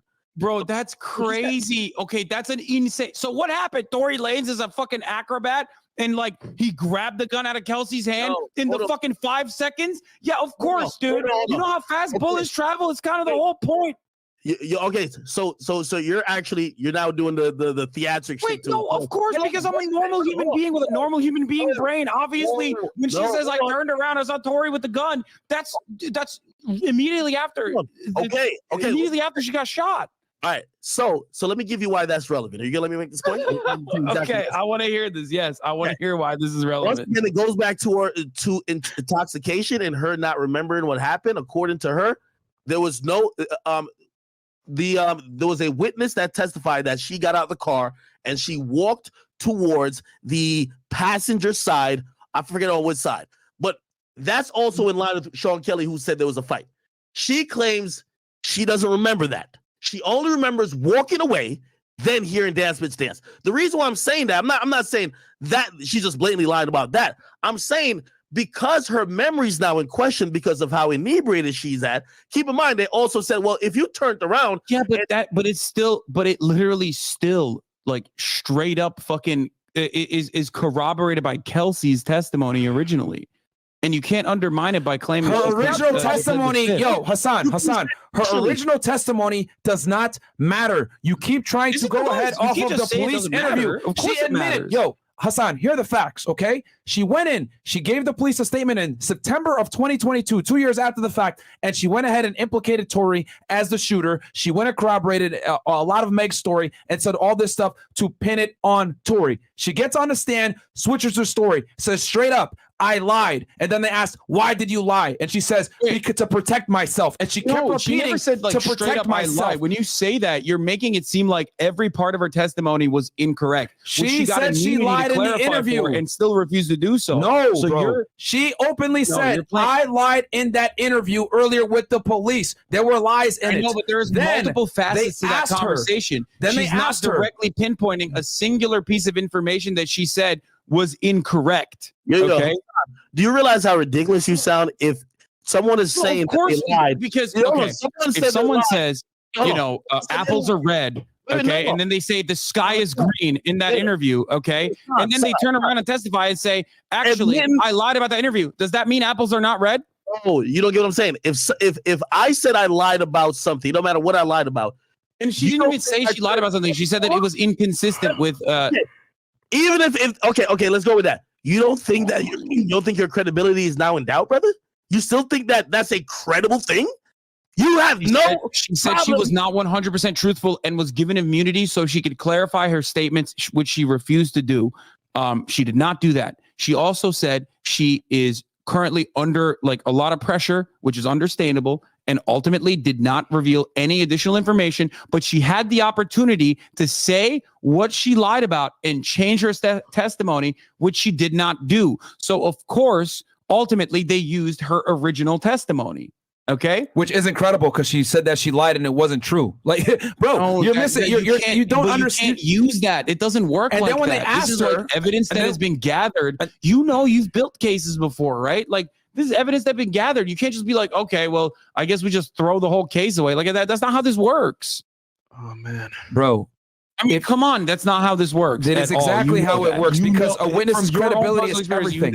That's not a witness's credibility is everything, Hassan. Okay. And the other thing, too, we could talk about the witnesses not being credible. We could talk about the lead detective being under investigation, having giglio issues and being on admin leave. We could talk about how the police didn't properly secure the area and properly place evidence tags on all the bullet fragments and the blood, and they weren't able to get an actual trajectory of, a path of how Megan walked. We could talk about how Kelsey was sitting in the back seat behind Megan. Megan was sitting in the front seat. Tory was sitting in the back left passenger seat behind the driver. How would he have had time to go ahead and run around the corner, grab the gun, say, yeah, dance, bitch, dance, and then actually shoot her when she was only walking for a few seconds? Shot from the open door. He shot from the open door of the car. She said he was standing. See, that's another. That's what I'm trying to tell you, bro. There's holes all over the place where there's not necessarily a clear-cut situation. Also, there's discrepancy. Hassan, let me finish. There's discrepancy between what the prosecution said in the opening statements and Meg. And I'll go ahead and I'll read it for you because I went ahead and took some notes on this from before because I've covered this. I have another question. Let me finish my thing before you ask this question. Let me finish before you ask your question. Kelsey's testimony goes. Let me finish this before Kelsey's testimony goes. Dude, are you serious? Let me finish my point before you ask your question. You're trolling, bro. I'm saying that there's a discrepancy. There's like two statements now that I want to fucking talk about. Hey. No, We're gonna get to this. I let you speak. Okay, go ahead. I actually see the difference between me and you, Hassan, is that I listen to you speak and I understand it. That's why I'm able to refute your go points. ahead. You're right. You I'm don't do the sorry. same. I'm sorry. Go ahead, please. So the discrepancy is this. Prosecutor said that Kelsey went to Meg after being shot. Then when Tory ran up to try to attack her, Kelsey got in the middle, fought Tory off, and he grabbed her by the hair. That's why her nail broke and her pendant broke, right? That's what the prosecution said in opening statements. Yes. However, Meg said when she got shot, Tory and Kelsey came at her at the same time, and she didn't make any mention of them actually fighting. So that's a huge discrepancy there. Okay. Well, that's not no, that is literally not a discrepancy. She not revealing that piece of information might be for any million different fucking reasons, given the adrenaline-packed circumstance and the fact that she turned around and saw who had the gun. If you're getting shot at and you see who has the fucking gun, who shot you with, okay, who you got shot with, the gun that you got shot with, then obviously like that's what you're hyper focusing on, okay? That is totally understandable. That does not make her like a non-credible witness. This standard, if this standard was applied to every single court case, literally no one would get jailed for murder. I hope you understand that. But you're missing the point here. Situation is that the it's not only clear thing cut, that Hassan. would be additional evidence on this would be just video footage of Tory Lanez shooting Megan Thee Stallion, going dance, bitch, dance. And even then, I feel like you'd probably still defend it. You're missing the point here, Hassan. Going back to what I was talking about, it's not conclusive. Is my point. Mention, including the text message that Tory Lanez sent to Megan Thee Stallion. That was not actually a phone conversation from jail. That was a text message that Tory Lanez actually sent to Megan Thee Stallion saying, I apologize. Yep. I'm so sorry how things happen. I can't remember. It was not on a jail phone. Yeah, it was not actually like a snitch texts. situation. Yeah. And in that circumstance, you would absolutely say something like, oh, that's crazy. Like, I can't believe that shit happened, rather than saying, oh, I'm so sorry, Meg, I know you're probably never going to talk to me again, but I genuinely want you to know I'm sorry from the bottom of my heart, and I was just too drunk. Okay. Nonetheless, shit should have never happened, and I can't change what I did. I just feel horrible. You think after Megan Thee Stallion got shot, you think that like that's a text message that you're sending to a human being? We're talking reason, okay? Within the bounds of reason. You think you're sending that text message to be like, oh man, it's so crazy. I revealed your information. Or do you think you'd be like, how crazy was it that, Kelsey fucking shot you? Because this is between two parties that are still trying to make amends. Okay, Hassan, I already addressed this text message when I was going through the evidence. I told you that there's reasons why he could be apologizing. It could have been for him hitting on Kylie Jenner in front of her. It could have been on him getting a fight started between her and her best friend. Megan Thee Stallion got shot. Been him. You know what I mean? Okay, I understand that. Shot. I feel like that's something you would address first, right? I get that. But there were so many things that occurred that night. Okay, good. That he could be apologizing for. You understand that. Okay, good. I just wanted to mention that because it's not even like completely relevant to the conversation, like I said, because it's not evidence. You can't use this as evidence that like Tory Lanez shot Megan Thee Stallion for sure. But the reason why I wanted to bring this up is because like we're just having a conversation between two guys within like common reason, and reasonable boundaries would also, dictate that you would most likely talk about the main issue at hand, someone getting shot. I understand that, Hassan, but what I am saying is that there were so many things that happened negatively to Megan that night that he could have apologized for any of it. That's, by your logic, that means if you tell someone my condolences or I'm sorry for your loss, that means that you were the murderer or the shooter of that person that deceased. I'm saying he's sorry for what happened to her. If I shot someone and then they survived and I said I'm sorry for what I did that night, yeah, it kind of seems like I shot that person. But we're what having I'm saying, a conversation that's reasonable. He never admitted to shooting her. If I said I can't change what I did, he basically said everything but I'm sorry I shot you. Okay, but do you know what else he did that night? And going, no, there's a million different reasons. There's a million reasons. He was sorry because he actually said a no word? What if he was sorry because he actually revealed that he wanted to fuck Kylie Jenner that night? Like, bro, she got shot. Of course he's talking about how he shot her. No, see, that's what you're coming to the conclusion of. But what I'm saying is that a bunch of things happened to Meg that night. He could have apologized for a multitude of reasons. I've outlined this before. He hit on Kylie in front of her. By the way, like I said, it's not even admissible in court. It's just like funny that to see you defend this. No, but what I'm saying is that, but that's the point, bro. The defense's job is to create reasonable doubt. We don't know what he apologized for. It could have been him hitting on Kylie. It could have been him getting starting the fight between him and Kelsey. Her and Kelsey getting in a fist fight. It could have been her getting shot. It could have been Kelsey shooting at her. Out real quick. It could have been any of these reasons. I'm sorry that we got into a fight on the night that like the girl that you were seeing, let's say, got shot by another girl. That's what you're saying. Like you're actually texting that text message. You're saying, I'm sorry for how I conducted myself when you got shot. Is that's you would say that, you think? Dude, what I would do versus what happened to Tory are two different things. I'm saying he could have apologized for a multitude of reasons. You're just saying he apologized because he shot her. No, there was a bunch of things that came out that night that no one knew about. For example, Kelsey did not know that she got shot. I don't think she gives a fuck about Kylie Jenner at that point. Please stop for 2 seconds. Her feet are bleeding. Please stop for 2 seconds and listen, because the difference between me and you is I listen very closely to everything you say. You don't listen to anything that I say.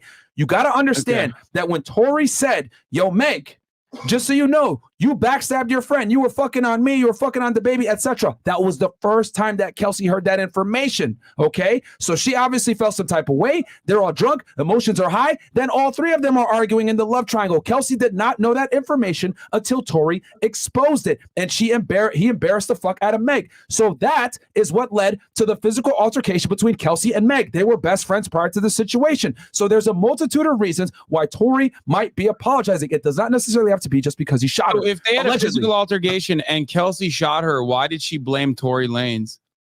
Bro, that also can be explained. It could have been she was trying to take away some responsibility from herself. It could have been, oh, I need to pin this on somebody. You think if she got shot, she would have to describe her position? No, she would have been like, I got fucking shot by this crazy bitch. Are you talking about Meg or Kelsey? Come on, Meg or Kelsey? You're crazy. You're talking about Kelsey? In your mind, that's how that works. But that's not how that works in the fucking court of law. If she got shot by Kelsey and they fought and they fucking hate one another, clearly she's going to be like, I got shot by this crazy bitch Kelsey. Lock her up. No, she wouldn't, because they were best friends prior. She was probably trying to protect Kelsey. Why would she not? She would not snitch on her friend. Why is she not? But that doesn't make any sense. That doesn't make any sense. Perfect sense. There was she can go ahead and put the blame on Tory. Turn around and be like, oh yeah, actually, Kelsey's the one who's responsible. Like your own logical box that you have created doesn't make sense when you ask like 3 or 4 questions about motives of people that you're not hyper focusing on. Lasan, this is common sense, bro. The video showing, like, why is Tory protecting Kelsey? Why is Megan protecting Kelsey when Kelsey's the one who shot Megan in that circumstance? Like, it makes no sense. She didn't see, bro. Like, she wouldn't even know. She just looked. All she heard was dance bitch. If that was the case, then why did Kelsey say, well, did you hear the words dance bitch? She said, now where'd you hear that from? That was her verbatim answer to that. If you really did shoot her. She didn't hear the words dance bitch. Fine. Okay. That's fine. I mean, the prosecution opened with that. You're not responding to my question. Why would Megan Thee Stallion defend Kelsey despite being shot, even if they are no longer friends? And they're no longer friends. You know what I mean? Because who's the bigger enemy? Like you think what? Kelsey, her and Kelsey were best friends at the time. Who shot her. Her and Kelsey were best friends at the time. In a situation, that's crazy that you think that like a person would literally be like, oh my God, I got shot by this woman, but I fucking hate Tory Lanez more. That's an insane inference, dude. Come on. Please use common sense. Meg only named Tory after Meg basically came out and said, I'm tired of sparing you. He said, one more lie, I'm tired of sparing you. She tweeted this. This was basically her thinking that blogs and media were trying to portray her as either part of the melee that happened that night or making it seem like she got shot. Okay, no, I'm not. You're saying the obvious, my guy. But I'm trying to tell you when she named Tory. I'm trying to tell you when she named Tory and why she had a reason to name him. She had a reason to name him because she felt that the media was kind of painting her in a situation where she was lumping them with her and also making her seem to be the bad guy. So she then basically threatened. Then she said, she went on live. She said, Tory shot me. Okay? Criminal charges never came till then. So if you're wondering, wait. You're talking about the IG live where Megan Thee Stallion says Tory Lanez shot her. Okay. Yeah. That was like that was August 20th though. You made it seem like it took her years to fucking admit this. It was at least a month. Yeah, that's not all that much time. What do you mean? Hold if she got shot, Lasan, and her original her original reasoning in this situation was to like get away from the situation. If her original, a month. Lasan, like, what do you logic? mean? If someone shot you, would you wait a month to tell the police? With your logic, I mean, she already. Well, actually, as a matter of fact, I wouldn't. But Megan Thee Stallion explained why she did. She waited a month because of what? Because she talked to them 4 days later too. Please tell us. Wait, she waited a fucking month because during that entire timeline, people were, as you already said, literally blaming her for fucking being shot and putting the responsibility on her after she got fucking shot. That's crazy. She did not originally want to fucking snitch. Maybe because she's a rapper, like you guys also said, there's a rapper code. She didn't want to snitch. She didn't want to fucking snitch on Tory Lanez. But after people fucking constantly push you to the goddamn brink, and you're literally the victim in that circumstance, yeah, of course you're gonna fucking come out and say like, yeah, what the fuck is this shit? I got shot by Tory Lanez, and you motherfuckers are claiming that I'm the responsible party when my feet got bullet holes in them. Well, again, I'm answering your statement of why wouldn't she possibly say, let's say it was Kelsey. Why wouldn't she come out and just say Kelsey? Well, she didn't. Hold on a second. You jumped the gun too much. Hold on. I'm telling you, she didn't come out to say Tory either. The reason why she came out to say Tory is because she felt Tory was playing games with the media. So it's only, hold on. So it's fair to assume that her calling his name was a direct result of what she felt he was doing, not that she came to some type of, oh, I'm ready to speak. So now when you say, well, why wouldn't she name Kelsey? Kelsey isn't a star. Kelsey has no type of power and control over the media or the narrative. Again, why, if you waited that long, even if it was Kelsey, why say anything? Kelsey can't affect your career, can't affect the narrative, but who can? Tory Lanez. I hope you understood that part. That's great. You think she got clout off of fucking... If she's gonna get clout, she could have fucking jumped the gun from the start. Brother, then she would have just said what happened that night. Hasan, your listening skills are so crazy, brother. You don't listen. You don't listen. That's the problem. Hold on, my dude. You said one thing. I'm gonna repeat what you said. You said, "Oh, if it was Kelsey that shot her, why would she just say Kelsey?" So I reminded you. Well, she didn't say Tory till at least over a month later. Then I reminded you. Why she was shot. She was shot. So she can't lie about being shot because she was. Brother, hear what I'm saying. She named someone a month later. It's important. Why did she name someone at that juncture? Because everyone kept fucking blaming her for being shot. No. And that is why she admitted who was actually the person who's responsible. This is why also literally explained why she did not name Tory Lanez originally. Her friend was the one who named Tory that night, though. We're talking about why did she name him a month later. This is why you got to listen more and read more, my brother. Oh my God! I'm trying to tell you because it's clear. I'll make a bet with you. You won't make it because you're not that informed. You just keep saying the obvious. But you were shot. Brother, we know this. You're going to say that for the 15,000th time. We know, but your inferences are incorrect. You're making like you're stretching. You're stretching harder than the fucking gymnastics team. That's why it's ridiculous to me. Wait, hold on. I'm going back to your trying to ground you with like actual facts from the case. Go back to your point. You said if she got shot by Kelsey, why wouldn't she just say it? I'm bringing you step by step why she said Tory and when she did. She did not say Tory. Because Tory Lanez is what is it? Give me the steps again. So you're not listening. I am, but it makes no fucking sense. I have to hear it a million times. Go on. Because I responded to it, and you said that's not what I meant. So go on. Please clarify. She believed that Tory and his influence was playing games and making her look a certain way. Keep in mind, that would not be the same for Kelsey, right? That's why she was incentivized to name Tory when she did. She put out that makes no sense. And here's why. Okay, are you ready? Here's why. She says lie one more time, and I'm gonna just say it. Here's why that makes no sense. Because Tory Lanez is like playing games with her or whatever. She could just easily turn around and be like, Kelsey shot me, because there's only 2 people involved in the process. If she had come out and said, Kelsey shot me, Tory Lanez would no longer, by your own logic, play games with her.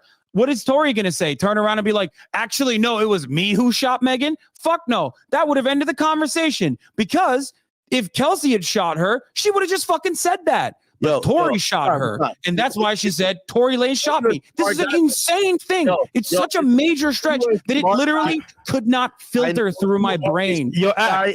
Son, but you are literally using like a mental block, or you're doing mental gymnastics not to understand this. What? Hear what I'm saying. Hear what I'm saying. You initially said, I'm only going off what you said. Why wouldn't she name Kelsey? Well, actually, she wasn't trying to name anyone. She wasn't trying to name anyone. Okay, even if you go back to her Gayle King interview, which you but like you understand what was Tory Lanez lying about? Hold on. What was Tory Lanez lying about at the time? Wait, hold on. You won't even let me finish. Not only did she reference it in her Gayle King interview, she referenced it even when she got on live. She said, I wouldn't have even said nothing. I was going to let it go. Okay. So again, when you said, why wouldn't she name Kelsey? It seems like she was never going to name Kelsey, even if it was Kelsey. Okay. What? No, that you can't make that. You literally just leaped into that. Okay. If Kelsey shot her, the most logical thing for her to say is Kelsey fucking shot me. Tory Lanez is just lying for some weird reason. I don't know why. And what is Tory Lanez going to do in that situation? Be like, no, actually, Kelsey didn't shoot her. Megan shot herself. Or no, actually, Kelsey didn't shoot her. I shot her. No, that would have fucking destroyed any argument that anyone could have ever had. The reason why she came out and said Tory Lanez shot me is because fucking Tory Lanez shot her. That's it. And this is a wild, these are wild leaps to make. I'm serious. Like, these are wild leaps to make. Like, I'm trying as best as I possibly can to try to like comprehend where you're coming from with this, but like there's so much motivated reasoning playing a role in your assertions here that like it's hard to like, you know, get in there. It's hard to like get through your armor a little bit.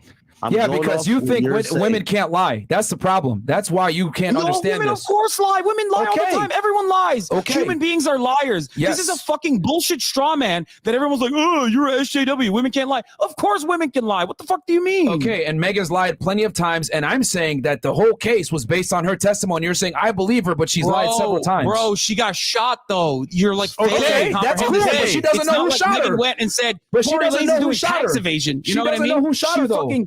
She doesn't know who shot her. She really doesn't. She claims it's Tory, but she doesn't know. She does know who shot her. And every single counter that you brought up about like why she didn't name Kelsey is ridiculous. It falls flat on its fucking feet. She lied in her testimony several times. She did not admit that they got into a physical altercation, which again is very important to the story. Right? She did not admit that her Kelsey Why is it important to the story? You think it was self-defense? You think like Tory Lanez was shot her because like it was self-defense? Because if she doesn't admit that her and Kelsey got into a physical altercation right before the shots were fired, guess what it does? It paints Tory as the probable shooter, and she admitted that from her testimony. Well, you're still making the argument that like she somehow has reason to defend Kelsey, even though Kelsey fucking shot her, which is insane. Okay, bro. Yo, you must be trolling, bro. Yo, if someone shoots you, if someone shoots you. Okay, if someone shoots you, in that situation, I'd probably fucking tell the cops. Okay, you can call me a snitch. Sure. There are many instances where I am a victim of shit, and I don't fucking, I do not collaborate with the police. Okay, this is one of those instances where I'd be like, okay, well, I got shot by this motherfucker. Bro, I'm trying to tell you that Megan's not a credible witness. She was drunk, and she said that to her shot. Credibility, right? Now, granted, okay, like I know you're gonna say the same dumb 3 things that we're kind of agreeing with, but just listen to my train of thought. Just think you're a juror for 1 second. You're trying to make shit make sense.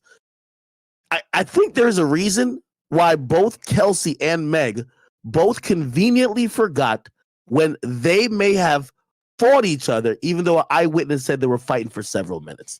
They both misremembered that exact part. Okay. Now, granted, I think in the defense side, that part is very important if you're trying to cast doubt, right? If it seems like a woman's just walking away and you shoot her, you seem very malicious, and it just seems like it's open and shut. But if there was a fight that was happening for minutes. That one this okay, that makes sense, but here's what doesn't make sense. Okay, for this to work, Megan Thee Stallion would have to hate Tory Lanez more than the fucking person that she fought who shot her. Okay, so and that is insane. So let me add some points here. That's my point. Okay, so I got you. You cannot connect those two dots. No, I got you, bro. Like you're literally saying like she hates men so much that she wanted to blame a man or something. So there's a video, right? After the incident happened, the police showed up. You can hear Kelsey saying clearly, Meg, are you okay? Meg, are you okay? So they were still friends at that point. So they even though they fought, they were not like enemies. So what's the best option here? You know what? As girls, let's talk. You know what? Tory's the one that's being left out here. We're still friends. Let's put it on Tory. Pretty much, bro. That's it. They're friends still at that point. So it's like, bro, your argument, I get it, but they're still friends at that point.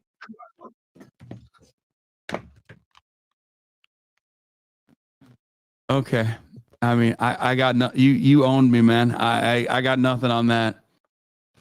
Here's the thing. I think Tory has a very strong case for an appeal here. Tory has a very strong case for an appeal, and we'll see what happens. Okay, well, good luck. Good luck to him. Look, I don't want to see. Look, I'm not too fond of the criminal justice system in general. I do think that he did it. I do think that he deserves to go to prison for at least a extended period of time. He definitely. I think he fucked up. If I'm going to be as charitable as possible, ultimately though, Megan Thee Stallion did get shot. This team fucked up, raising reasonable doubt. Just talk. No, I don't think so. I think like in order for there to be a little bit more clarity in that circumstance, it would literally have to just straight up fucking be video evidence. Like at that point, that's it. Okay. By the way, I was being sarcastic. I don't know if that dude recognized that or not, but but it's fine. Love you guys. Thank you so much for this. Okay. Hey, listen. Number one, I do say I accept the verdict. I thought there was a pretty decent job done with raising, reasonable doubt. Clearly not to the jury, and it is what it is. You know what I mean?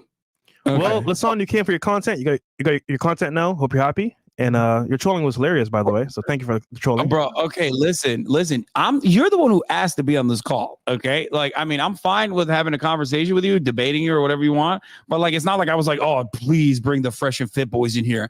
I know, especially which one is fresh and which one's fit. Lasan, I've been talking with academics about this for the better part of a week. We've been covering this case, so nice try on that one. No, I know. I really wanted the fucking content from you guys. I was like, please, DJ. Please, DJ Ak, please bring him. No, that's not what happened. You wanted to come on, which is fine. You're like we were going to come on with Ak regardless. We didn't care if you're on it. He looked like he was doing a good job. It's fine. It's cool. But I'm gonna have a little bit of fun. Like I'm gonna troll a little bit. Come on. I mean, you troll when you're taking L's on arguments. You take ad hominem attacks. You're supposed to be a master debater. You couldn't keep it factual. You were emotional the whole time. I'm not a master debater. I suck at debates. I don't know where that came from. No, you really do. You're very emotional. I don't like debates.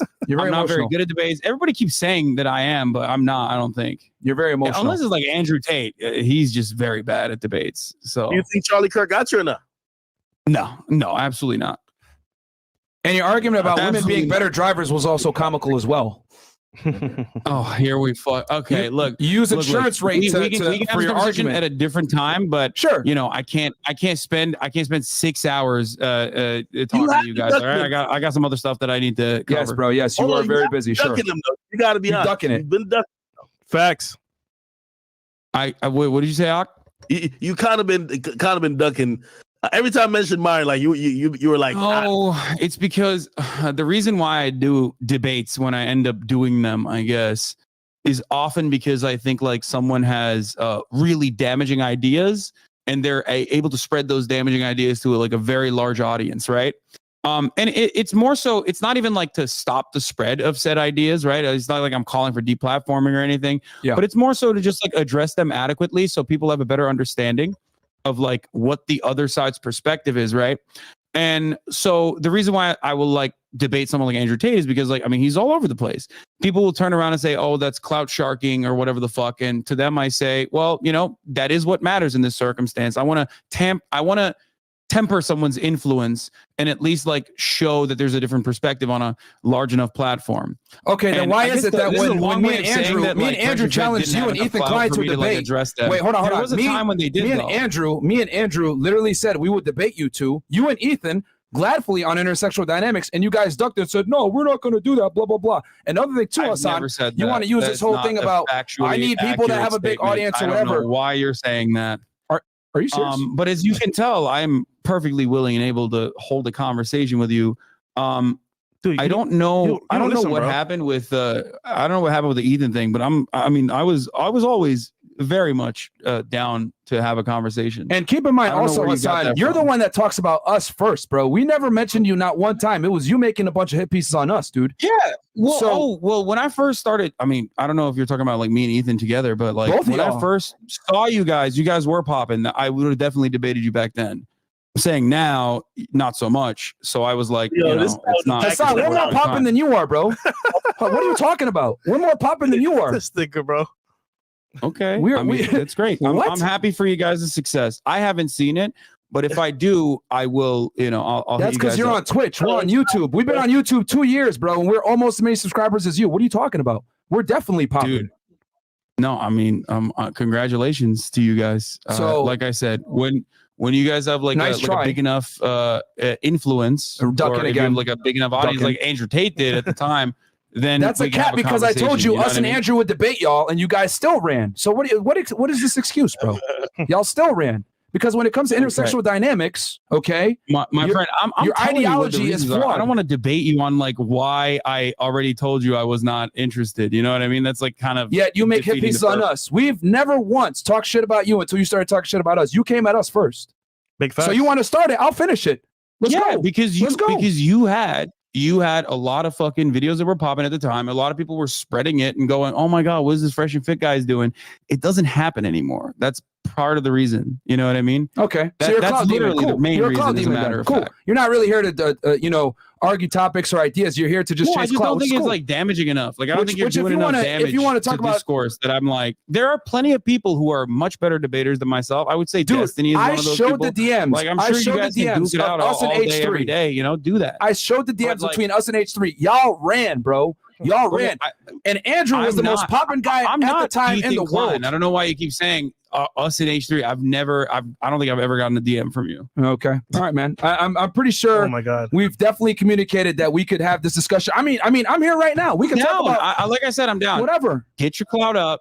If there's like enough, your clout if you up. guys are doing Bro, enough damage you're not to as the popping Discord, as you think you then I'll are. have a What? conversation with you guys directly. How about that? Backhanded compliment, though. Bro, Come you on, are though. not as First off- popping as you think you are. You are delusional if you think so, bro. We've been on YouTube 2 years. I'm not You've been on competent. here for I'm how not. long? If that's what you're saying, I don't think I'm a competent debater anyway. There's better debaters than me out there. You're not just a cloud farmer, because I've seen you talk about situations and ideas that are from very small creators. Well, I think- yeah, because it's not about clout. It's about the damage being done. No, it's to about the fear. discourse in That's what it's general. about. It's about fear. You are scared right now because you understand that when it comes to intersexual dynamics, you are incompetent. Just like talking about this trial, you are incompetent. You don't know all the details, yet you're still speaking. The difference between me and you is I don't speak on something unless I know it.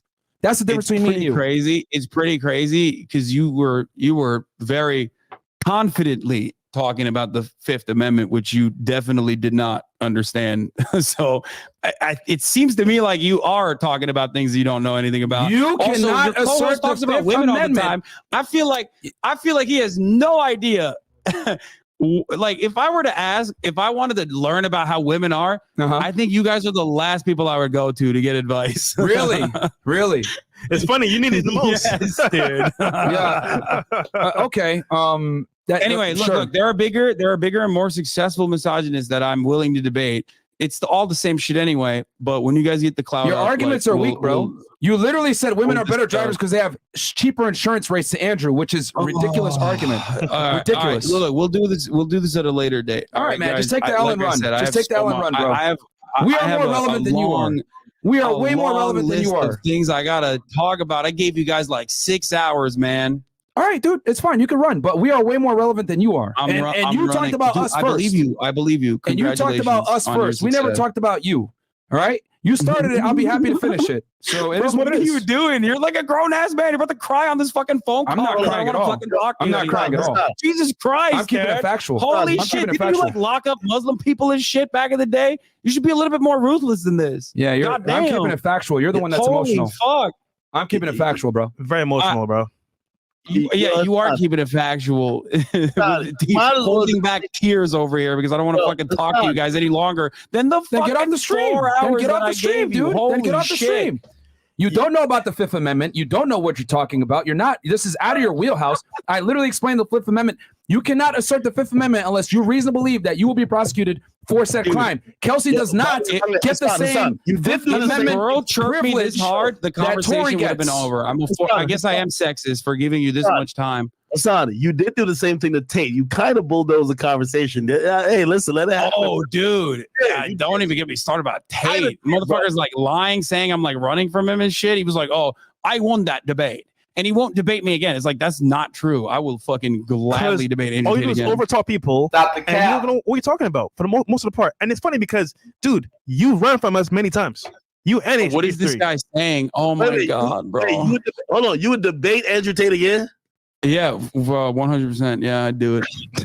Stop the cap. Bro. Yeah. On one end, you say you're not a clout chaser, but you are a clout chaser. Why would I run away from this dude? He literally he had to get out of the conversation. He's like, these people are not intimidating, okay? They're not. Their ideas are not great, and their rhetoric is not great either. How are we misogynist, Lasan? Please tell me that. How are we misogynist? Guys, tell me how we're misogynist. Boys. I have to pee. Okay, this is very real. All right, then go pee. I've held it in for far too long. Go sit down and pee like you normally do. Go sit down and pee like you normally do. I don't have the peanut gallery like the Fed and the other dude had. Go sit down and pee then. Real quick. Go sit down and pee, man. I don't know why you're still here. Then go sit down and pee. Put a blanket down too, buddy. Like I find it amazing. An adult, come on. I find it amazing how you've been talking shit. You've been talking shit, bro. I got long hair. Over a year, girl. Is that what you're gonna say, dude? No, I'm not even gonna say that. I'm just saying you've been talking shit for over a year. I'm here, right here, right now, bro, and you're running. Go sit down and pee, bro. Go sit down and pee. Dude, that is. Or we can have a discsion, either or. But you've been talking shit for a year. I'm here now. Go sit down. I'm here now. You've been talking shit for a year, bro. You have to have. You've been talking shit for a year. You talk for a living. You talk on a podcast for a living. I feel bad. I feel like I'm getting like secondhand embarrassment from a person who talks for a living, only being able to retaliate with like literal 12-year-old insults.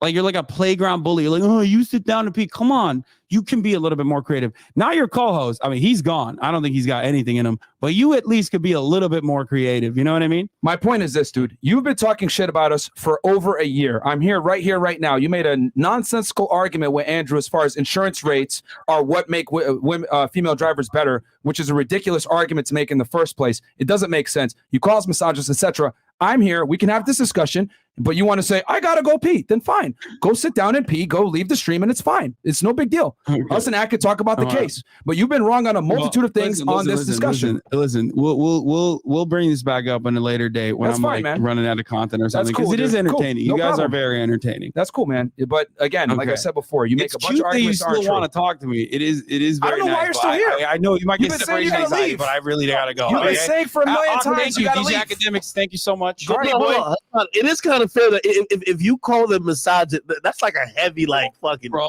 stop. I know what you're doing. I know what you're doing. Stop trying to pull me back in. Stand on what you said. If you're gonna talk shit, like I said before, we're here now. You started it. I will be glad to finish it. But you want to run and piss? Go ahead, man. He can't do it. It's fine. He can't do it. It's fine. Go ahead. Go ahead and piss.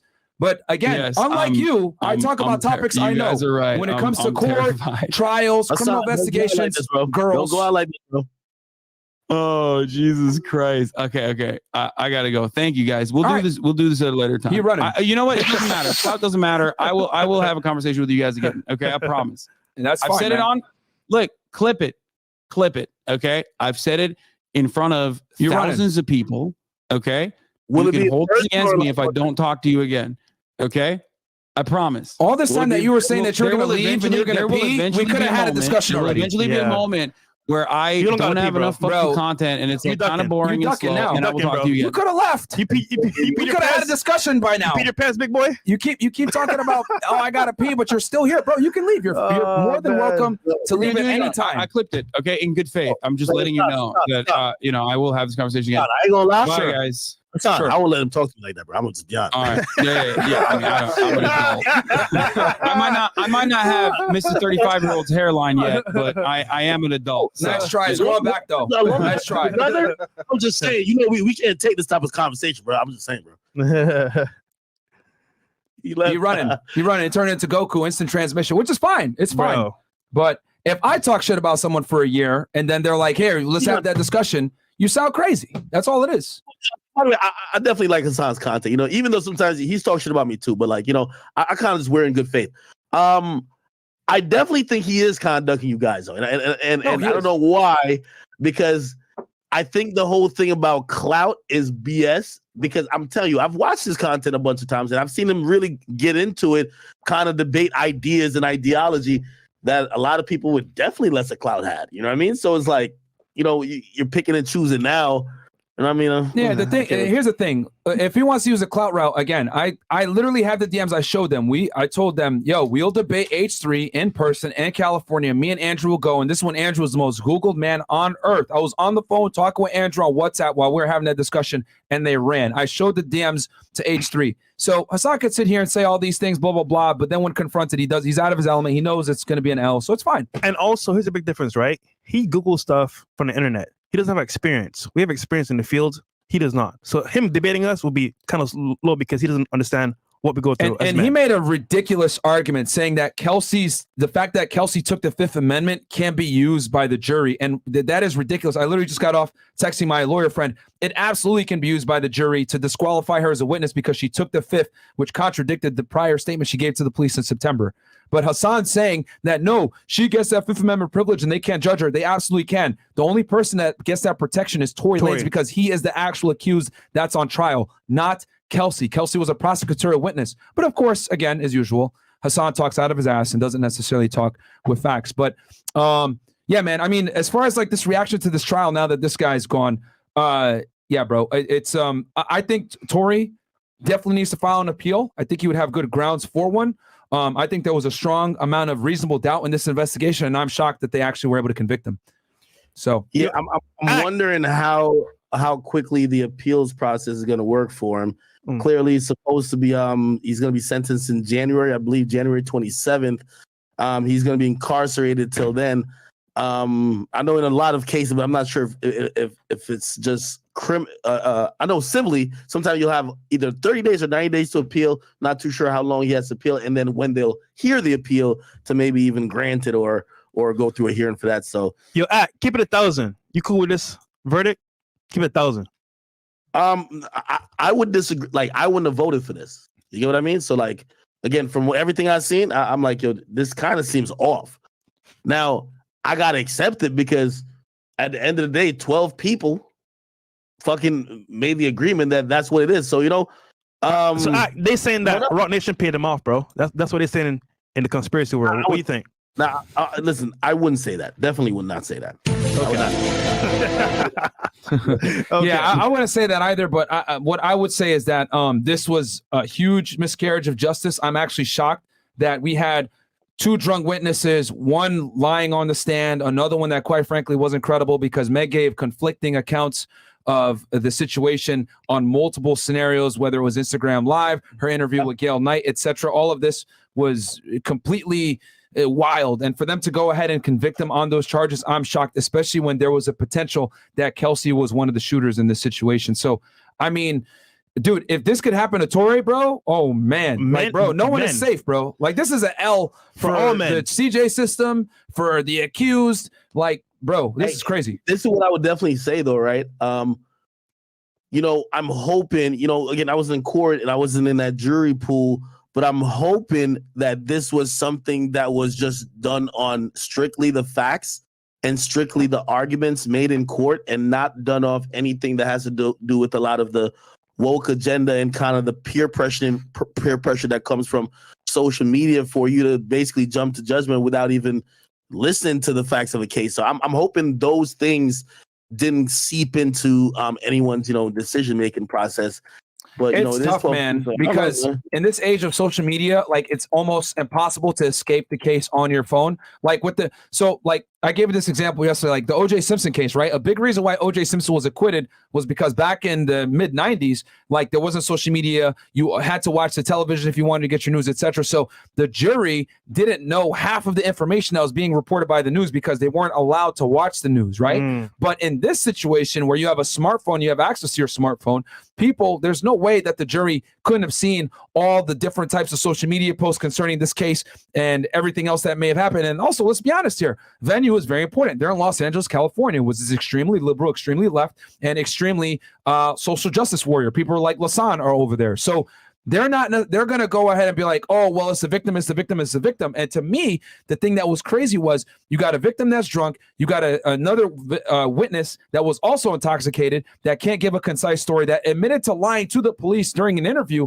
and they were still able to convict Tory, despite the fact that DNA wasn't necessarily found, the evidence wasn't properly gathered, the bullets and the blood wasn't marked properly. We have conflicting testimonies. It's just it was all over the place. And then you have police officers, right? The main detective on this case had a bunch of credibility issues. He was under investigation and might get fired. So the fact that all of this stuff was going on and it didn't create reasonable doubt for a jury is man, I'm shocked. I'm really surprised. I think Tory Lanez has a very strong ability to appeal this though, and I'm really shocked at the thing. I'm just shocked at the verdict here. If he's convicted fully, is he like done for? Like, there's no well, yeah, they're gonna deport him. Yeah, 100%. I mean, he's a Canadian national, right? So this isn't just like being convicted of a crime. This is once he does his jail time, right? He's gonna get sentenced, I think, January 27th.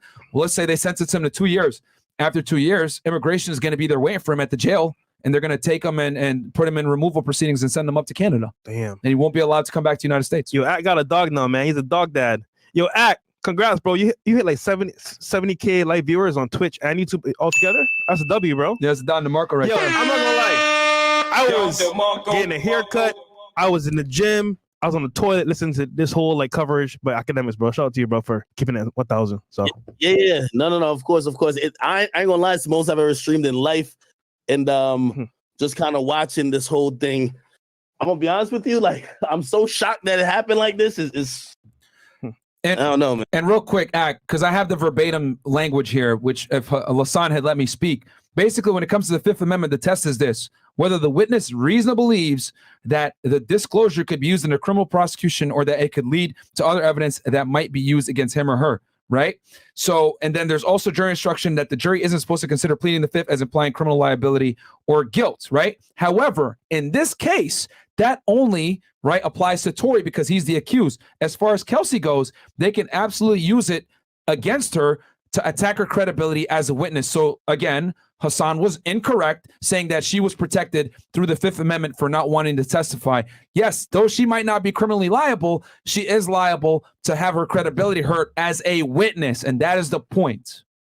She was a witness in the investigation, not the target. So since she was a witness, the fact that she took the fifth, the fact that she lied to the police, this can all be used to discredit her as a credible witness. This is where Hassan doesn't know what he's talking about. By the way, you know what this also reminds me?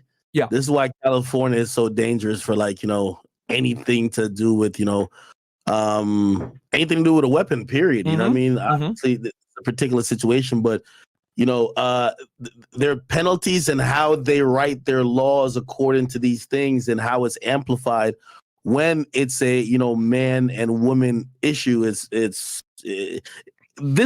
got to be scary for a bunch of people. You know what I mean? And no, I'm not saying it's scary for people who are abusing women. Again, if we all seen a lot of data and a lot of things that came from court, and we said, oh, we believe that it's gonna go this way, and we're all wrong. I mean, we've ran polls. We've had over 100,000 people vote. Yeah. It was overwhelmingly 90% believe that it was gonna be a not guilty verdict. Yeah. And the average person can not even get the lawyer that Tory got to fight this case. So the average guy is screwed. Yeah. I mean, this is also, go ahead. I'm also here sitting to think, I thought even if he did, I thought it was going to get max, like found guilty of 1, then not guilty on the other two. And I thought I would be able to say, oh, you know what? I think he messed up here. And if he didn't mess up here, he would have like beat everything. With this verdict is like, it just seems, I don't even know where to start to kind of decode what he could have done differently this and third. I know some woke motherfuckers will be like, you could have started by not shooting her. I get it, right? Well, but here's the thing. So, and this is the discussion I was trying to have with Hassan, but he kept cutting me off. This investigation, this trial was a case of feels before reals, because if you go through each of the prosecution's evidence, there's a reasonable expectation, there's a reasonable there's plausible deniability that Tory might not be culpable, and I'll explain what I mean by this. So in the jail call and the text messages to Meg, right, he says, I'm sorry, and apologizes. And the prosecution heavily relied upon this. However, we know that on that night, Tory was flirting with Kylie Jenner. Tory didn't want to leave the house.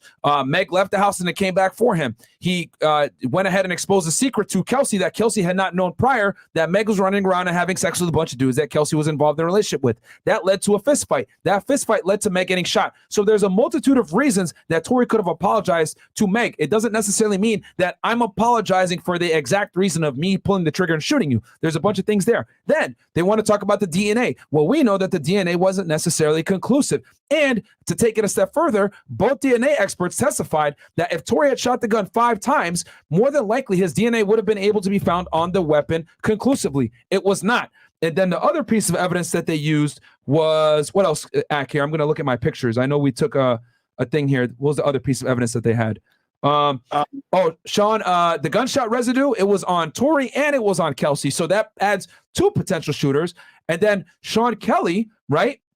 He testified that he saw Kelsey, a woman shoot, and he testified that a man shot as well.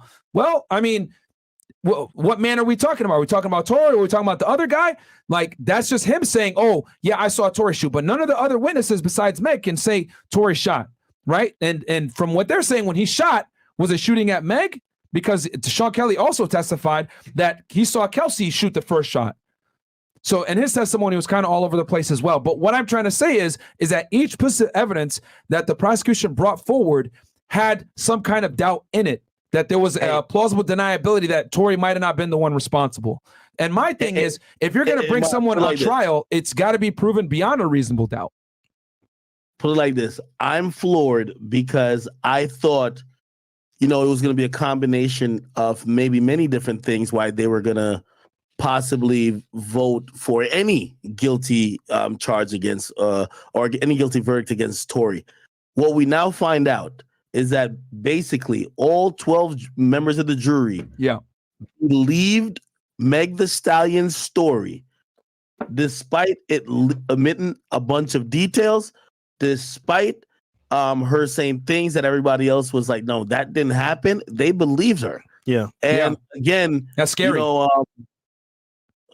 It was Meg's testimony that got Tory convicted. And what scares me is that her testimony, number one, was shoddy at best. She was extremely intoxicated. She can't conclusively, what she says isn't proven through the evidence. And she omitted a bunch of important factors during it. For example, she did not admit that her and Kelsey fought. And she lied multiple times. Yeah. And also outside the court as well. It's crazy. She gave conflicting accounts. So my thing is, she should have never been a credible witness to begin with. And the fact that the jury actually believed her and convicted this man when there was a ton of reasonable doubt to prove that Kelsey could have also been a shooter is insane to me, man. So it is what it is. I mean, this is a scary moment for the criminal justice system in general, where a drunk, intoxicated woman can get on the stand, and that has lied before, by the way, as well, and given conflicting stories, can go ahead and be the reason that you are convicted of some very serious, egregious crimes. And not only is he going to go to prison, but now he's going to get deported as well if he isn't able to beat this on appeal. And yo, Ak, as a yard man, how do you think Tory's father felt when he heard that verdict, bro? Oh, he screamed at court. Like his whole family was probably, I'm going to be honest with you, I think they probably all went in today to say, hey, we're going to get a verdict maybe today, if not on Tuesday. But I believe they were all going in like, yo, hey, get the champagne bottles popping. Like, yo, I think they were, everybody watching it, granted, they're asking random people that's been at the court throughout this whole process, hey, what do you guys think? Everybody's saying, yeah, I think Tory's getting off. Everybody. I don't see no one who says, nah, I think Tory's fucked. No one said it. Look at Mo Lawyers for Worker. He interviewed a bunch of different people. Hey, what do you think? Everyone's like, I'm gonna be honest with you. Even people who said, "Hey, I came into this biased for Meg," and I believe no, Tory's gonna beat this. So I gotta imagine that the shock from all these individuals, including like everybody from Tory's team and even family, ridiculous. So going forward now with this verdict, that everyone knows about, you think Meg got a staple in the industry still? You think she's gonna be popping or no? You know what? That's so interesting how this is gonna play out, because here's the thing. I feel like her status in the game ain't changed, right? So like she's been getting awards. I know she said she's been going through it personally, but she's been getting awards and really all these accolades. There's certain male entertainers, which she has even said in her own testimony, like Drake, like DaBaby, right? People, and obviously she says blogs, like every blog just hates her, right? But she says these people have picked a side, and I'm wondering if how those relationships in the future will go, right? Like I'm wondering, does Drake address this? Does Drake say anything about it? Does she ever do a song with Drake? Does she ever do a show with Drake? Like I see Tusi say something about it, saying kind of like it's fucked up.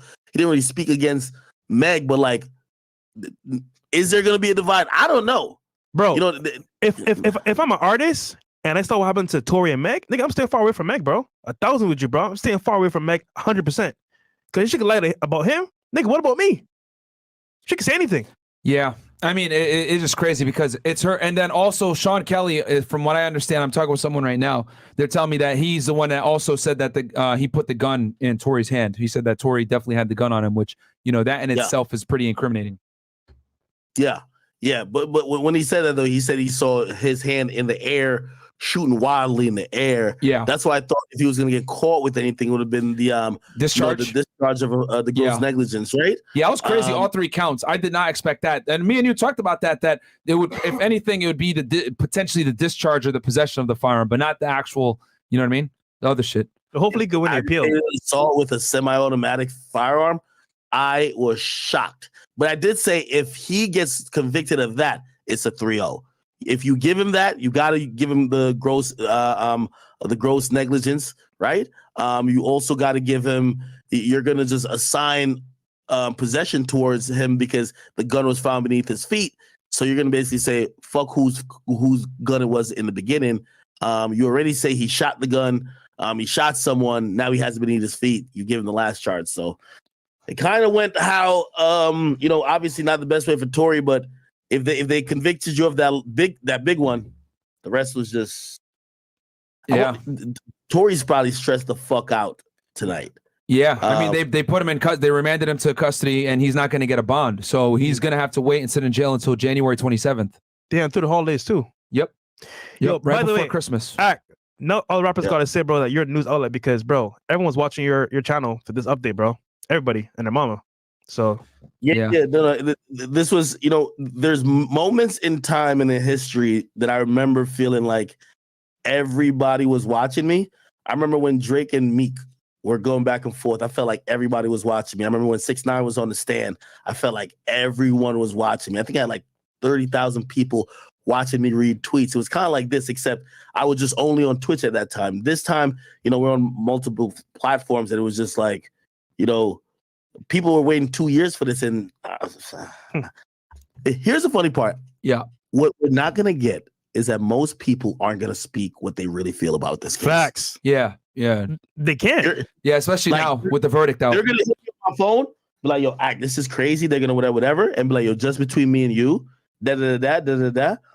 They're not going to say shit. You know what I mean? And I'm gonna be honest with you. You're going to see a lot of females who speak up, as you could expect.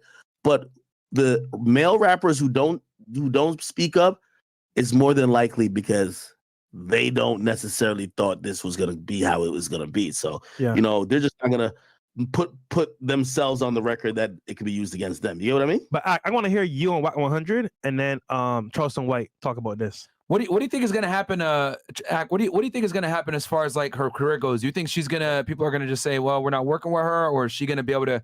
I mean, I don't think it's going to affect her that poorly because, like I said before, female artists don't necessarily get affected as negatively for cooperating with the police like male artists do. But what do you think? Ask me, she's probably going to win some type of bravery or humanitarian award in the next year. They're going to create an award for her for outstanding courage. Through the face of adversity and this and third. I believe that it's always gonna be polarizing with her though. You know, I've personally said whether she won or she lost, because I knew there would never be punitive action, even if she, Tory won the case, right? Yeah, I do think she needs to be a little bit more likable to both genders, because right now I feel like, a lot of dudes, whether they accept this verdict or not, they're feeling like, oh, Meg is the type of woman who would be lying on a dude. You get what I mean? Yeah. And I don't think there's going to be nothing that happens to her career. She's only going to get bigger. I think certain artists are going to stay away from her. Yeah. And I won't say it will be necessarily a blackballing, but you're going to see certain artists rather not. Yeah. Not sure if it's going to be noticeable, though, because there's going to be a new line of artists or a new lineup of artists trying to work with her. So it might not even look noticeable. Yeah, when it's very, and that again, Hassan coming in saying, well, what do you mean that male artists are more inclined to not work with the police? I mean, bro, come on, let's be honest here. He don't know the culture. He doesn't understand the culture that, if a woman comes forward and says, hey, he shot me, especially if she's a victim and it's a male perpetrator, well, it's not going to have the same level of issue as if a male artist went ahead and said, yeah, I'm a snitch and cooperate against other dudes. It's not the same. Yeah. You can still revitalize your career as a female artist.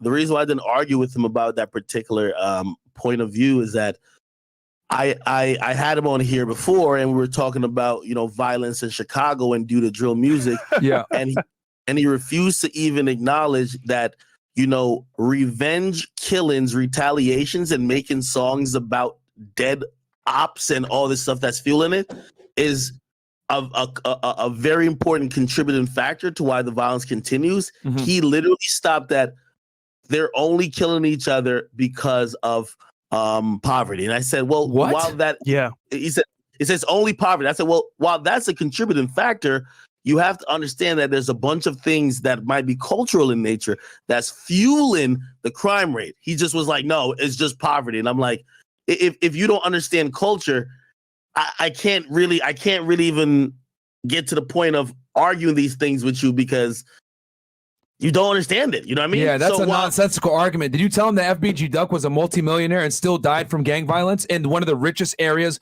in Chicago? Oh, I told him all this. Incredible. He just didn't want to hear it.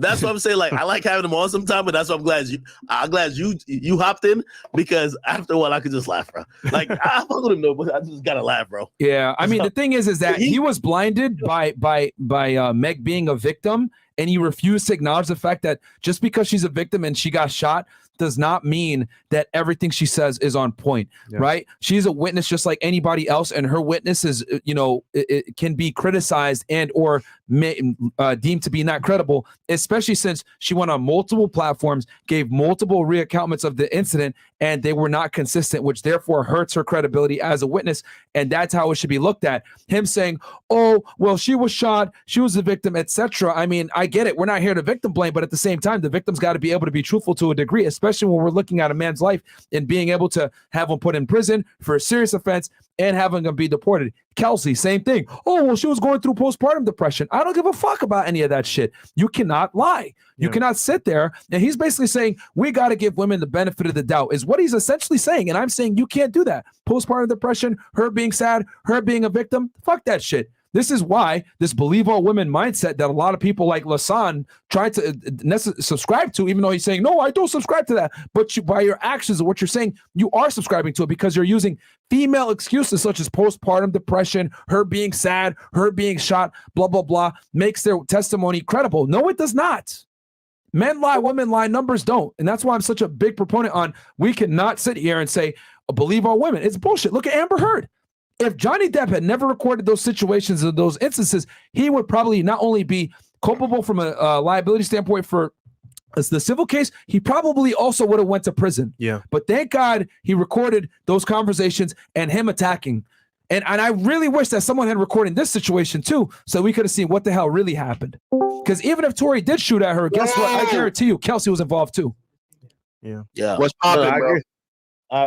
agree. But that's why I say I think Hassan is someone who knows how to sidestep really well. Yo, And you got to look at his audience too, bro. You got to look at his my audience. bad, Myron. Nah, My go bad, ahead. Myron. Yo, what that fuck nigga diss me, bro? Now he was upset at you. What that nigga diss me, bro? No cap, bro. I'm a boom on that nigga, bro. No cap. When I see that nigga, Okay. I won't lie to you. Yeah, nah, like again, if you understand, by the way, I watch fairly a good amount of his content. So like I understand how like he approaches shit. And like I think it works for his audience. He's in a he's like first of all, the moment I realized he was a socialist, it was a socialist political like streamer who, you know what I mean, like I feel like there's some hypocriticalness there anyway. You know what I mean? This guy lives pretty good, but he's saying that we should be in a socialist society. I get it with him. I get it. No, Ak. My thing with Hassan was like I fuck with Hassan, but it was just like on this case, I watched his stream, so it was like I know he was reading blogs and like listen, this is what really made me like don't add this nigga, bro. He was reading Meg the Stallion blogs and he was believing everything Meg and the Stallion was saying, right? And then when Kelsey got on stand and she was testifying under oath, he was like, "Why should we believe her? Why should we believe her?" And I was like, "Bro, you're talking about niggas being biased, but you believe Megan Thee Stallion instantly, even though she lied on Gayle King, but you don't believe Kelsey when she said, oh yeah, that testimony I did, I was capping." And every time we mention that, you know what she said?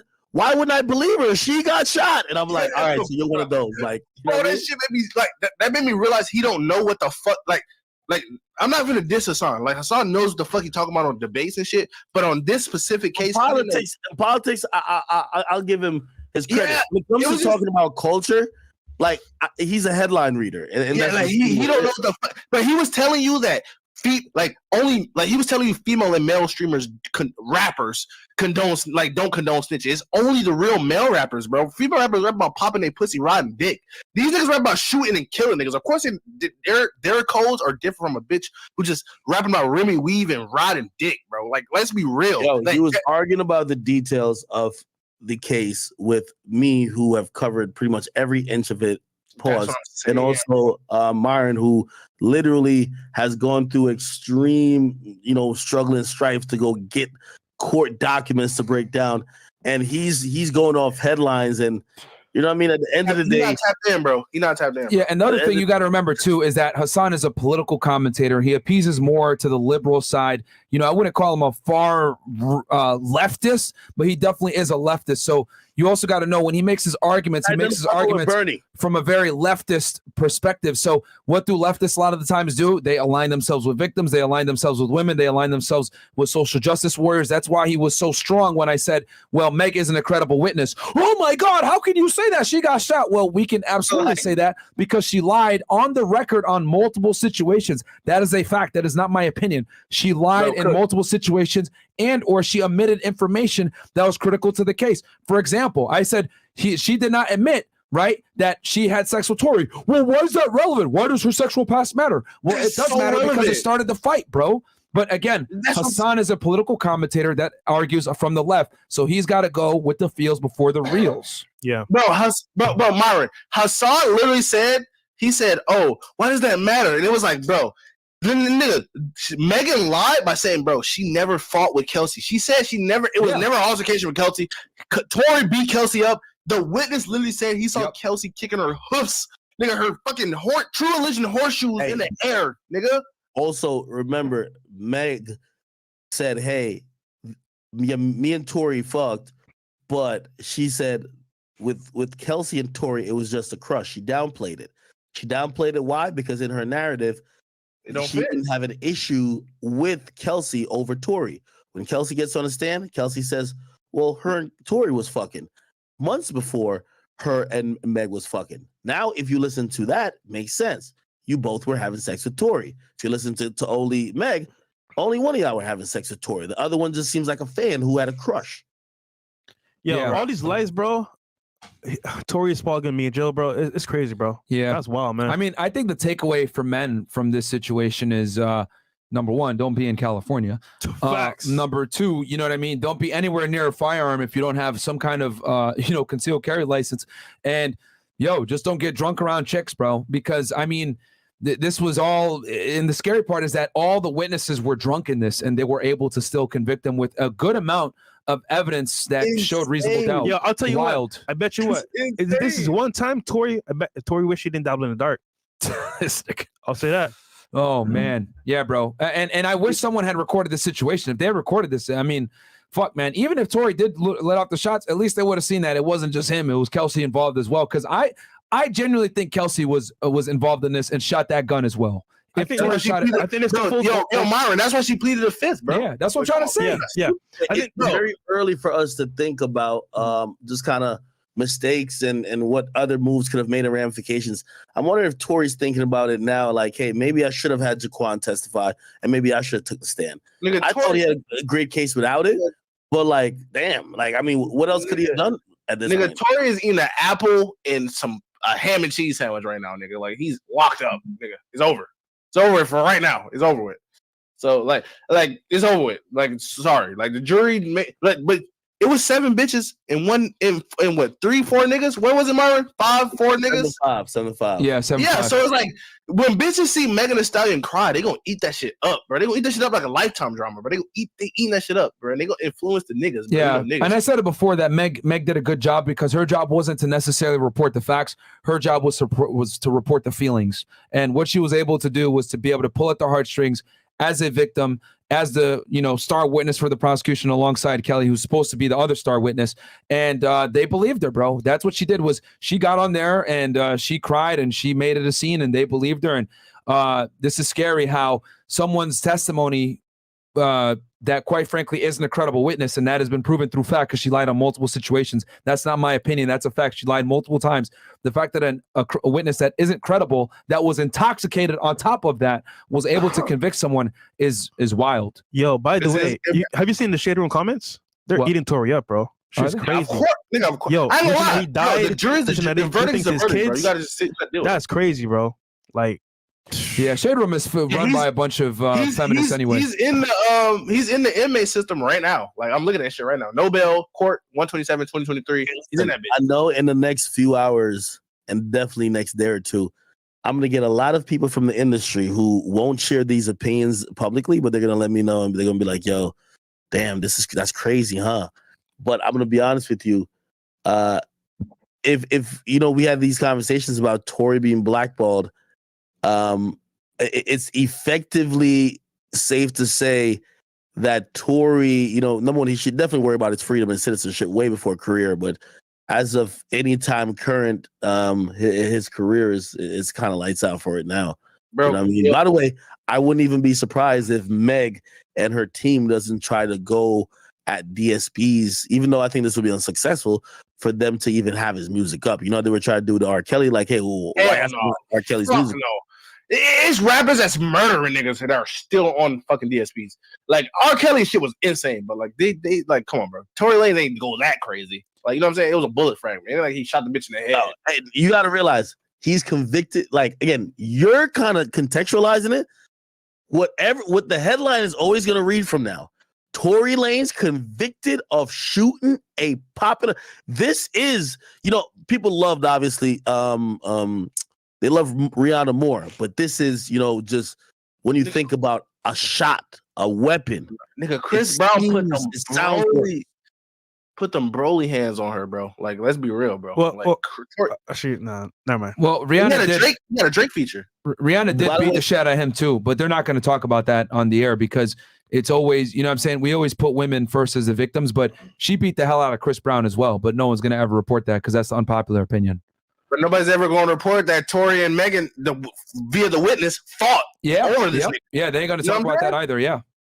Yeah, so like, bro, that shit like, boom, right? Boom. Imagine the average guy has girls like lying on him, say, "Yo, he hit me, whatever." He has no defense, bro. If Tory can't win this case, bro, we're all doomed, bro. 1,000%. Bro, yo, Fresh, it's so fucked up, bro. That shit is so fucked up, bro. If you don't have it on camera, like video of the bitch like wilding, you're automatically at fault as a nigga, bro, which is fucked up in this world. 100%. But, hey, what can I say, bro? What can I say, Actually interesting. I seen Benzino mention it, saying I think Tory Lanez spent more than $1 million on this case. Wow. Oh yeah, 100%. More, probably more. Wow. Yeah, 100%. I believe it. Yeah, I seen Benzino say hundreds of thousands, and I'm like, nah, this is $1 million. This is $1 million defense. It's $1 million defense right here. You got to remember, this been going on for 2 years. There's been many motions to remand him. They have kept him out of jail. They upped the bond, this, that, and third. There's been a lot of stuff that's going on. I think he spent definitely $1 million on it. I'm wondering how this is gonna happen when it comes to cash flow for him for an appeal, this, that, and third. He definitely spent a good amount. He's gonna have to be an international artist. He's gonna have to do the 6ix9ine thing and just do abroad and that's it. Because I estimate, let's say he doesn't win the appeal and he's got to actually do jail time. Since he went to trial, he's probably gonna have to deal with a higher jail sentence.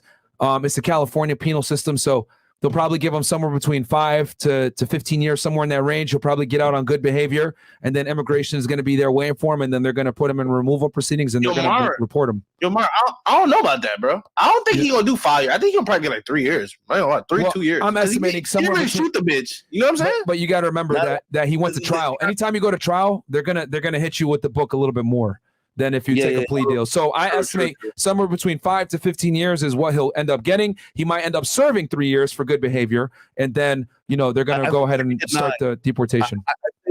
I think the sentence for the aggravated assault with a firearm is 9 years. It was semi-automatic. I think that's 9 years. I think he'll get concurrent for the other charges, which get less years. For sure. So I think the maximum is 22 or something like that. Like 22 years altogether, max. I think in California, you might be doing 60% of the time in California. I just gotta say, man, there's a saying in the Bible that talks about women destroying kingdoms, bro. And dude, that man built a massive music career over a period of time, put in the work to be destroyed by a bitch, bro. That's crazy. And Lasan said that Tory Lanez hasn't been relevant since 2016. I was like, bro, this dude ain't. That's what I knew. Lasan didn't know shit about the culture, because at that time, Tory Lanez had the #3 song in the world with with Jack Harlow and the Baby, or Lil Wayne. It was somebody else on it, but at that time he had the #3 song in the world. Quarantine Radio was busting. You could tell, and he had Quarantine Radio, so you could tell Hassan was just dick riding for the bitches to get tier 3 subs from bitches who oh my god, Hassan, you're such a white knight and shit like that. You tell. I'm looking at the sentencing guidelines according to the semi-automatic assault with a semi-automatic firearm.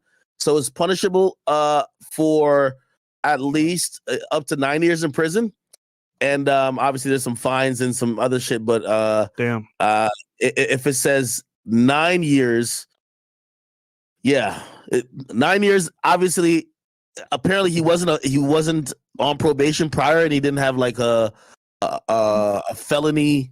He didn't have a felony record, so I gotta imagine maybe they give him 6 to 7. He'll probably be on 3 to 4. Bro, I doubt it, bro. I doubt that shit. I don't know. I doubt it though. For a first felony, bro. I mean, Myron is the Fed nigga, so he know more than me. He went to trial. He went to trial. That's why I think he's gonna have to do some time because he went to trial. Anytime you go to trial, bro, they're gonna. And they do amplify it, but it's bro, it's your first time still. I don't know, bro. It might be 5 though. You're right. Yeah. You might get out 3 years time served. Yeah. They might. You know what I mean? And it's California. There's parole. There's good behavior. There's all this shit. And then obviously he's got the deportation waiting. So is that gonna happen for real? Is he gonna get deported for real?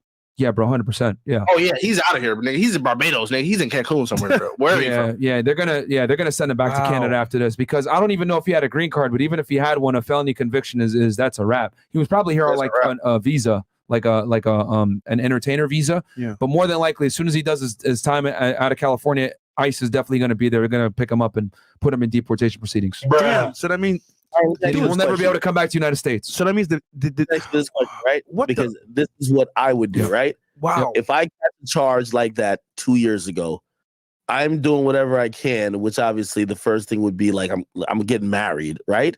I'm doing something to try to get my citizenship, or at least a green card, some type of permanent resident card, that I'm not facing deportation if I get convicted. It wouldn't matter. It wouldn't matter. He's Like, in jail though. I'm telling you right now, it doesn't matter because if he had let's say he was married to a chick and he was in the process of naturalizing into a U.S.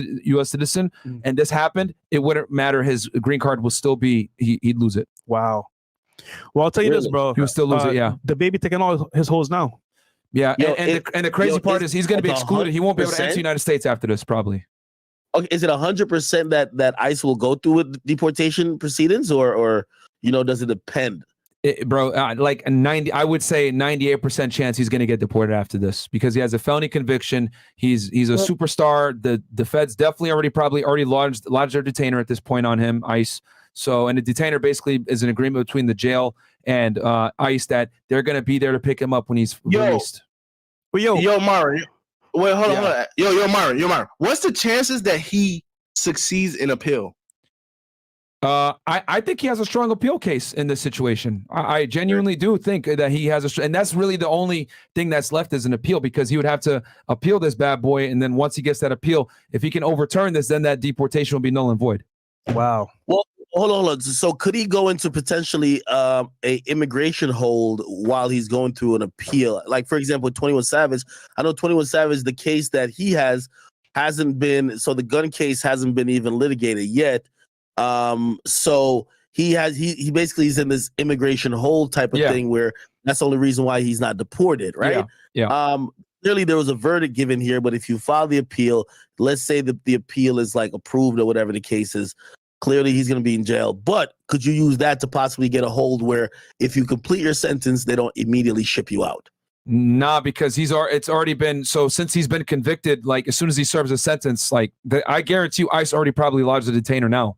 Wow. Like they're going to be in the process of lodging a detainer very soon, like once he gets sentenced. So yeah, like because the difference between 21 Savage and Tory is that Tory got convicted now in a criminal court versus 21 is still waiting for his stuff. So immigration kind of has it up in limbo. Like, okay, we'll see what happens once that case is adjudicated. Then we can make our call on immigration. Wait, from what I heard, if 21 loses that case, even on appeal, he would have to wait outside of the United States for it. He couldn't wait within. So he would have to go back to the UK and wait for the appeal there rather than wait here, which is, that's kind of tough.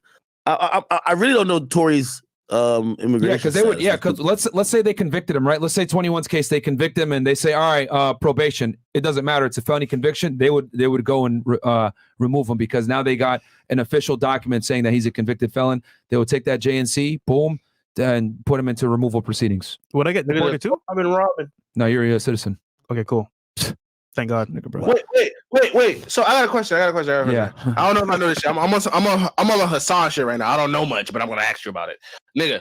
So you remember the one jury who was like, "Oh, I know about social media. I followed them or something like that," and she was like, "Oh, but I'm gonna be fair." Is she still in the jury, or was she like substituted by somebody else?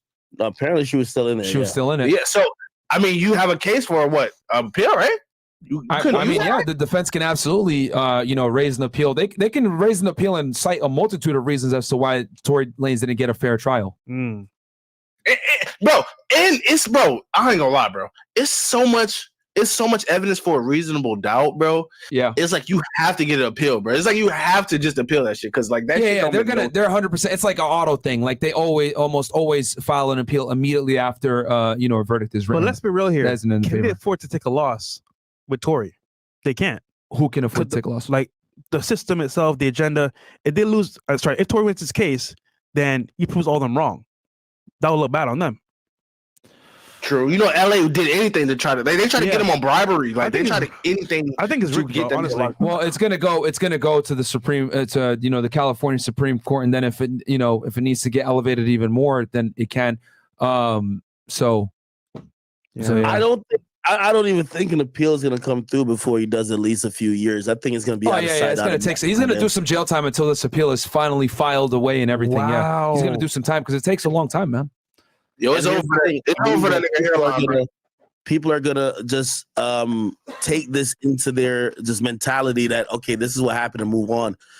People are on to the next thing. They're thinking about YSL. a year from now, they're not going to be like holding on to hope, like, yo, whoa, we're waiting for the appeal. Nah, it's going to be like, all right, yo, even if we disagreed with it, like that shit's over with. You know what I mean? The same steam and the same, you know what I mean? Like support that people were kind of giving, hoping that he was going to be innocent. I don't see them giving a fuck like that again. Damn. I think this is the one and done thing.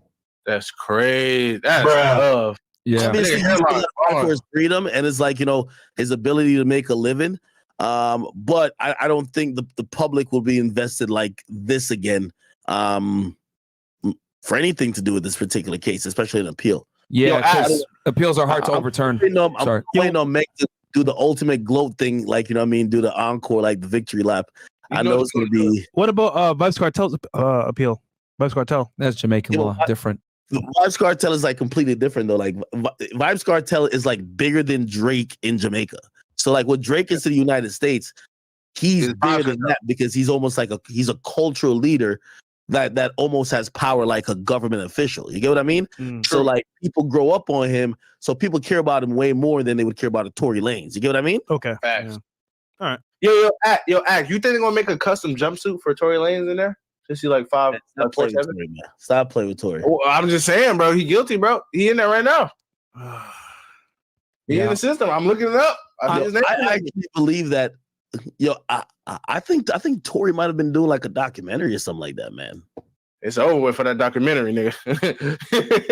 I'm not gonna lie. That documentary got a halt to that shit. This shit got me mad, bro. I'm not gonna hold you. Yeah, it's wild. I mean, all I took away from this was that if there was this amount of conflicting information, this amount of conflicting testimony, this amount of evidence that showed that there's potentially another shooter, yeah, dude. And it wasn't necessarily just Tory Lanez by himself. The fact that he was still convicted with a real defense team and experts testifying on his behalf, even the state's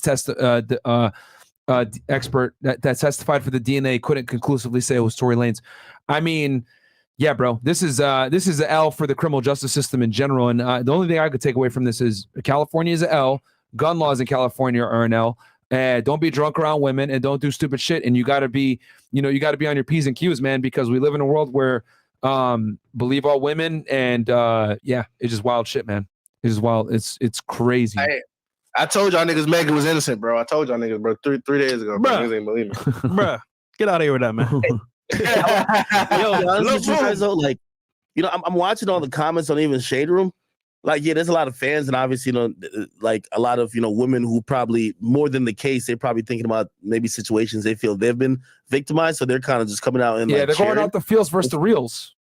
But like I'm scrolling through, I don't really see many people from the industry who are like, oh yes, finally got him. I'm gonna be honest. Like I'm looking at this one with 13,000 comments. I don't see a bunch of like industry folks, who are like celebrating this. And if you ask me, it's because I really believe the majority of the industry, the tides were turning, and they really were believing Tory. What if you see Drake post on his story like, "Yo, Megan was innocent, man. I feel so sad for her." What you gonna do, Ak? Nah, Drake shit. What did he do it though? He's trolling. He's trolling, bro. Oh shit! Let me stop, bro. Yeah, I'm looking at. They have 90,000 comments on this one thing, and for all the verified people, it's like Instagram, it's like Shade Room celebrities. There's no like rapper. There's no one. I'm not seeing it. No, Hassan knew not to add me in this there, is sad, bro. This is just sad, bro. Like we as men took an L. Keep it 1,000, bro. Yeah, criminal justice system took an L. Yeah. Hey, bro, y'all just gotta move. Y'all just gotta move smarter with these hoes, bro. You know you just be, bro. This is a lesson for all the guys out there, bro.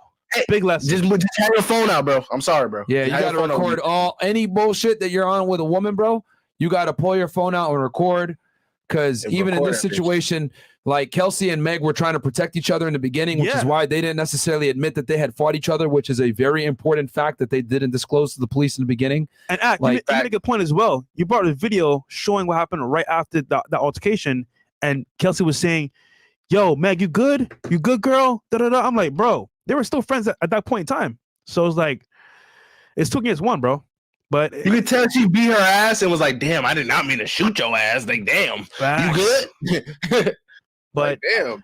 But I know you got to be somewhat but I mean you were very like objective. You weren't like on one side or the other, so I get that part as well. But I try to play this as objective I can. Yeah. You know, obviously, you know, I'm a man, so like I know how sometimes people, once they just hear about a man and a woman, a lot of people are inclined to believe like just the word men means abuser. Yeah. You get what I mean? Like they've almost vilified having a balls and the dick.